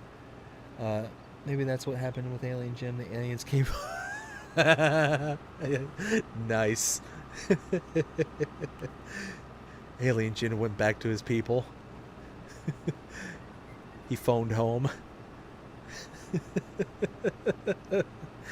Oh goodness.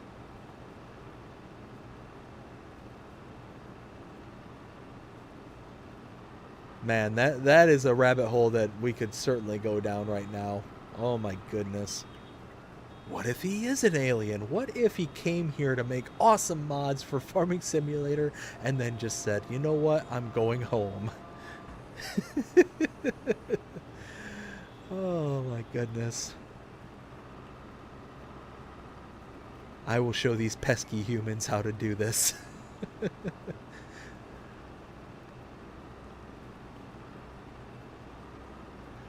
Oh my goodness. That just dawned on me. That would make an amazing t-shirt. Like a t-shirt or a coffee mug. Alien Jim went home. He went back to his home planet. We miss you, Jim. Oh my goodness. Like I had mentioned before, I definitely am trying to make it to where there's eventually a shop for the channel here, and have you know, certain bits, you know, that's specific to the channel.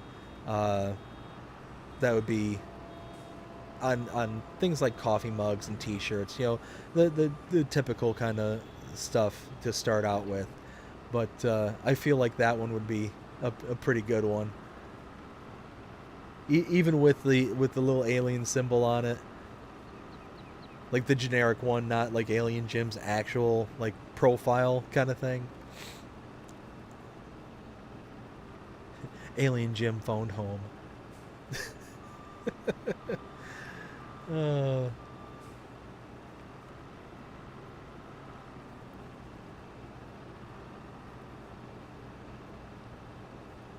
See, that's another movie I haven't seen in forever, but for some, well, not for some reason, at least this one kind of makes sense as to why it came in my brain. But E.T. E.T. Haven't seen that one in probably 10 to 15 years.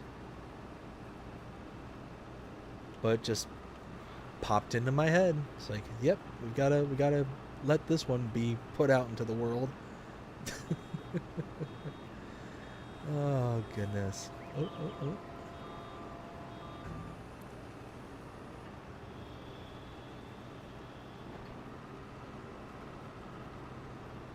Oh man. I tell you what, this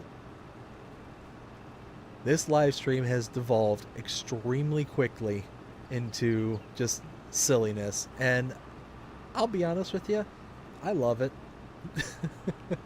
I love it. Uh, but it certainly isn't helped that I'm sitting here and using either the narrowest pickup of any baler out there. Like, I feel like I'm getting like right over top and right in the center of this swath, and I'm still missing a whole bunch of material.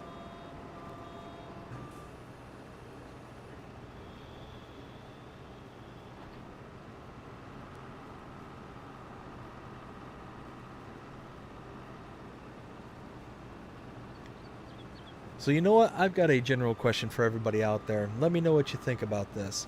What does everybody think about the upcoming DLCs that Giants have announced?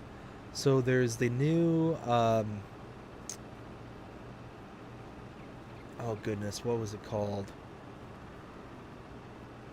Oxbow? Was it Oxbow? You know what? I've got them on my Instagram, but I can't remember what their company name is.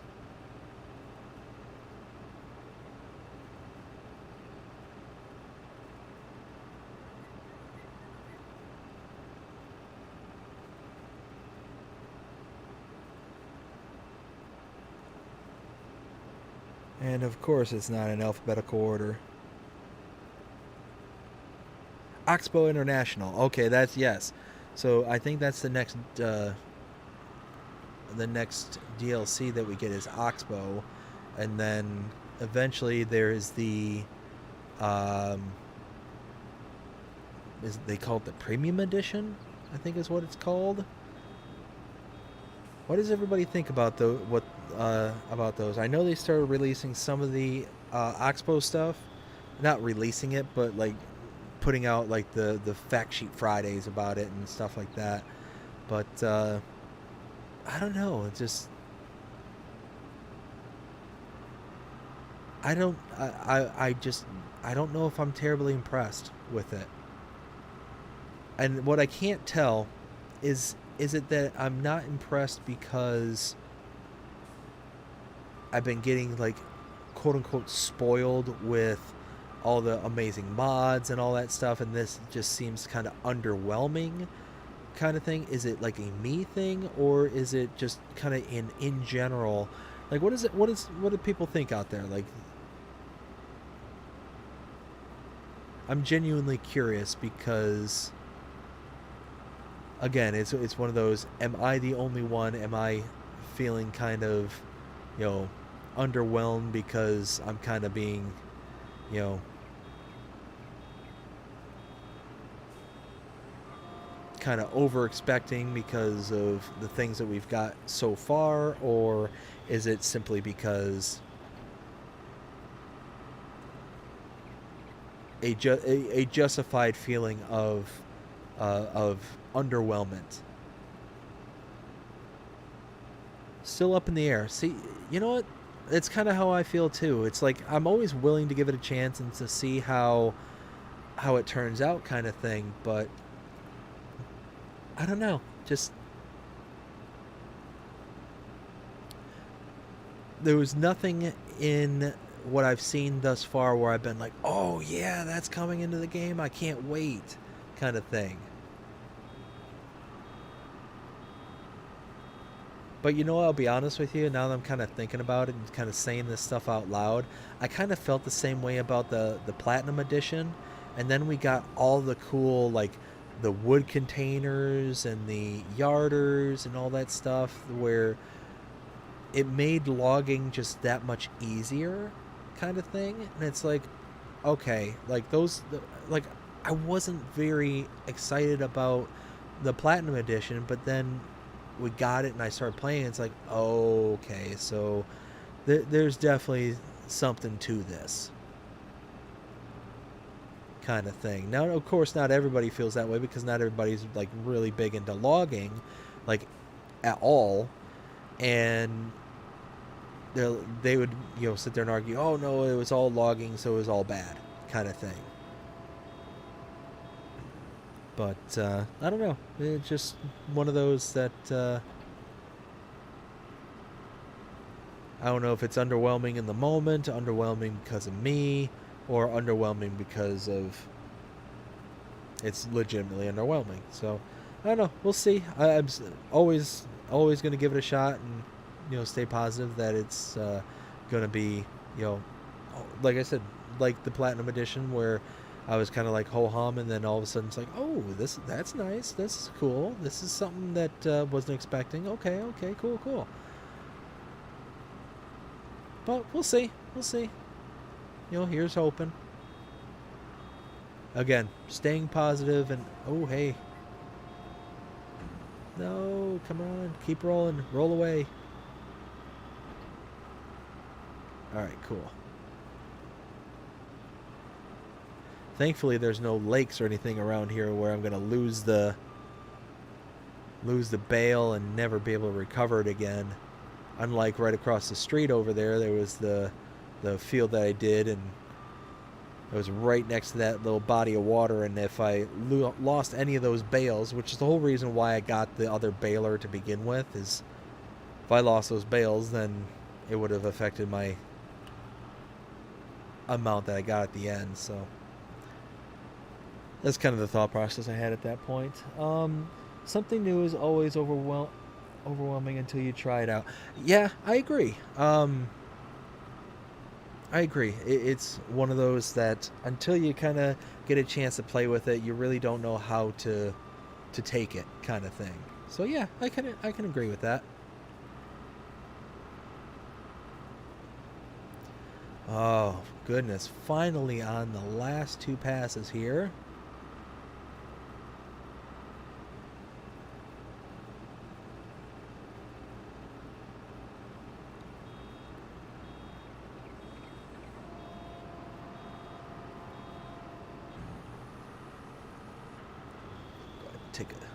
Take a drink really fast.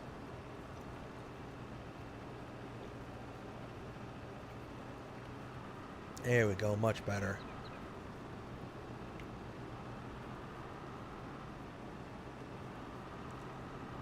But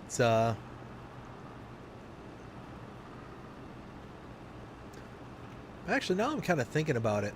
There's been so many times where I've seen a mod or something like that where I've been convinced, and it's all because of me. Like I've convinced myself, oh man, that mod's gonna be a game changer. That mod's gonna do this. That mod's gonna do that, and or not that it's gonna do this or it's gonna do that, but that it's going to be something that's going to be, you know, really cool and something that's going to be kind of an everyday kind of staple, you know, at first glance. And perfect example of that is the Beaverator, and I believe was it Black Sheep Modding made that one. Um, and don't get me wrong, I love the Beaverator. It's a cool mod, but because of its price and because of what it does, it's again not something that I get to use all that often, kind of thing. So because it's something I don't get to use all that often, or I don't, you know, there's certainly cheaper alternatives to the Beaverator kind of thing, to where if you wanted to make lime and loose bales and stuff like that, you can use the it's miscellaneous, this thing, the Lizard CR600. So you can make lime, cut sugar beets, loose materials, and you can take wood and make into wood chips, and it's all done like instantly, kind of thing. Which the Beaverator does the same exact thing, but the Beaverator's like $400,000 or some ridiculous price. So it's one of those, like, I can't justify the price unless it's going to be for a Let's Play and that's something I'm specifically building up for, kind of thing. But up until this point, I really haven't done a like really forestry heavy besides Silver Run. And I've been actually kicking around the idea of maybe not this next Let's Play or anything like that, but maybe one of these Let's Plays coming up, doing a like complete start from scratch on a purely forestry map, like a like real like hardy forestry map, maybe like something from Poor Boy, like Piney Run or something along those lines, where it will be like kind of a slow burn, slow start kind of thing, where we just have like an chainsaw and maybe a small tractor trailer kind of thing, and just kind of build up and really get the start from scratch experience kind of thing. Oh, hey, that's that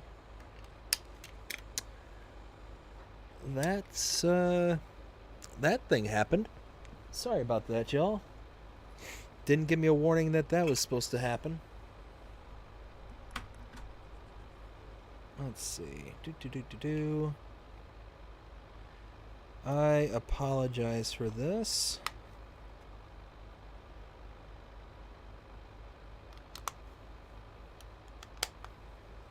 Thankfully, I've got rechargeable batteries, and they are right here next to me. Go ahead and plug those back in real quick. How's the farm going? So far, it's going good. You know, we're building it up slowly but surely, as we tend to do. But in the last episode there, we ended up paying off a good chunk of debt for the friend of the family. So I think it was like 75 grand or something like that.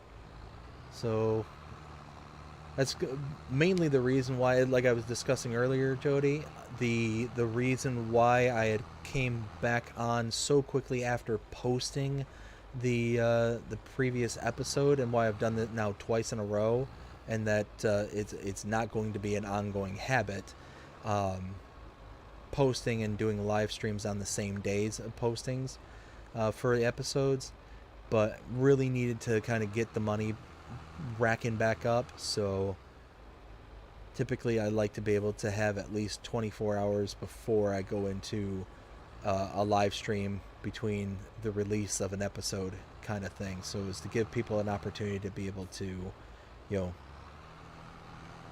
view and enjoy the content from the series, rather than, you know, feeling rushed or anything like that. It's like, oh well, I gotta watch episode 7 now before I can watch the post episode 7, because, you know, if they are invested in the story, then they're going to start seeing things in the live stream that, you know, to them haven't happened yet because they haven't watched that episode.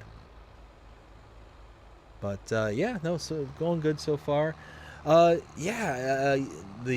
forestry aspect, I'm one of those, like, I like it when I'm using it as kind of a substitute for not a substitute, but like something to kind of fill the gaps. So like something to do in the winter months, kind of thing. But I'm definitely one of those where I tend to stick to the arables and the productions, you know, kind of thing. But like I said, I'm definitely kicking around the idea of doing like either a start from scratch, or, you know, some kind of like pure forestry map, and really kind of lean heavily into that. Maybe something like a Homorcra, or like a Piney Run from Poor Boy, or any real Poor Boy map. You know, is pretty forestry heavy, so it might be, you know, any one of those. I don't know. What do y'all think? You think that'd be something you'd be interested in watching? Is something on that kind of level?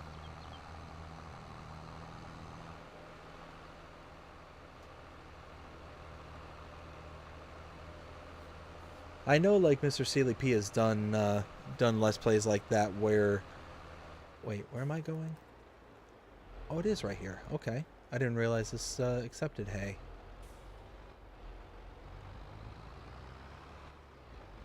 But I know he's done like Western Wilds, which again is another Alien Gym map. And again, Alien Gym, we miss you.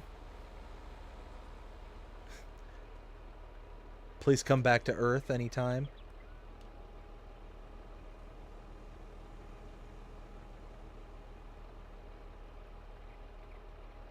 Let's see. So where is this going to get me? Oh, hey, completed. Perfect.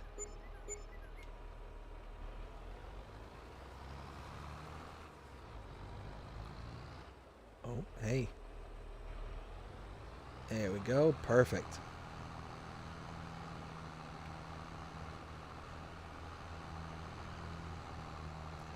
So the only bummer about this specific trailer is how slow it is to kind of retract, and after every third bale it pushes everything back, and it's just out of commission for that small amount of time. But I do like it because it actually makes it feel like a real trailer, unlike a auto load trailer. Like auto load trailer, don't get me wrong, I love auto load trailers. They make the job so much easier than trying to do this all, you know, with bale spikes and things like that. But it's one of those that I just wish this was a little bit faster.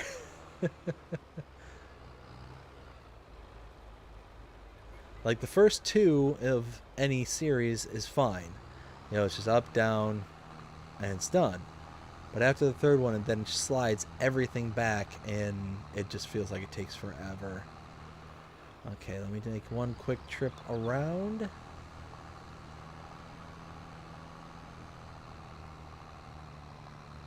Alright, I'm not seeing any other loose bales. Nothing hidden away here in the bushes.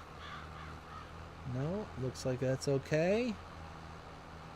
Alright, well, let's go ahead and fold that up. Drop off these three.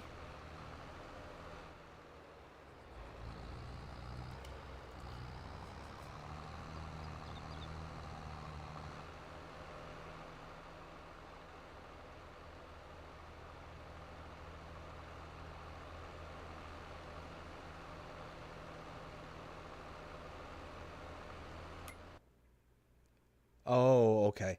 Sorry, it just dawned on me that the little symbol that shows you where the final destination is for the deliverables wasn't there anymore.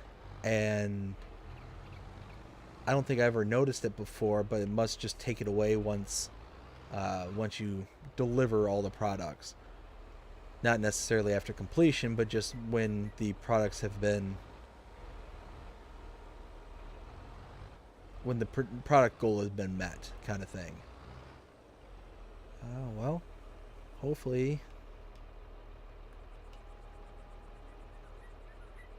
Alright, cool. And now, do that.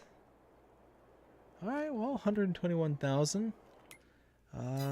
Let's see, what other contracts do we got here? Corn, corn, corn, and soybeans. Let's see. But you know what? Ooh, it is 11:45 my time. I don't know if it'd be a good idea to start another contract, because like I mentioned earlier, tomorrow is a kind of a hectic day for me, so it might be a good idea for me to make sure I go to bed at a reasonable time tonight.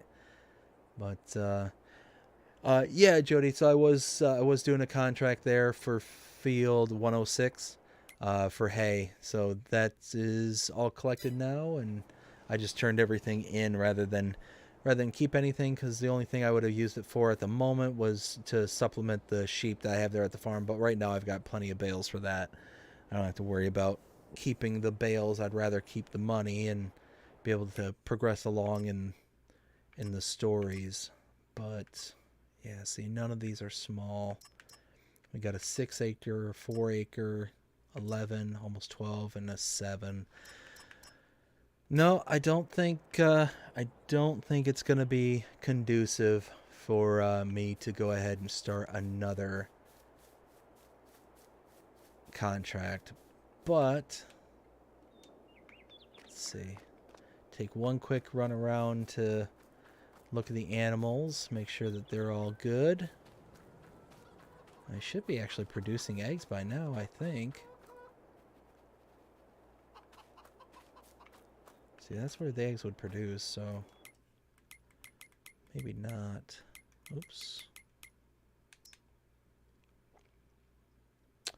0 health? Really? Wait a minute.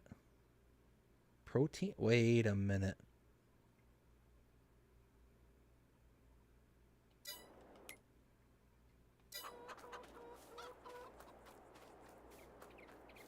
What did I feed them? Sorghum counts as protein? And not grain? So that must be just wheat and barley. Huh. Okay. Hay is giving them 100%. Huh.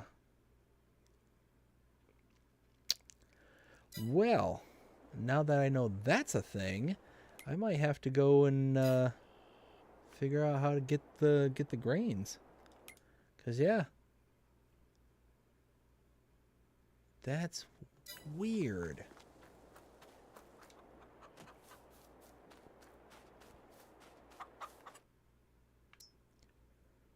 Yeah, so they've been there a whole month. The chickens have been here a month and they still haven't gotten any kind of health.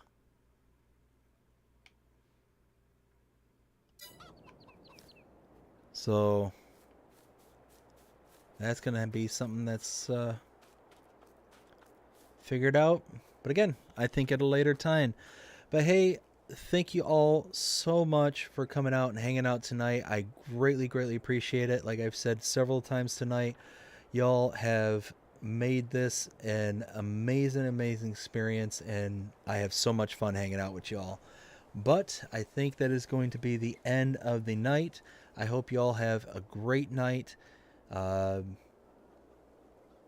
wait. Before I go,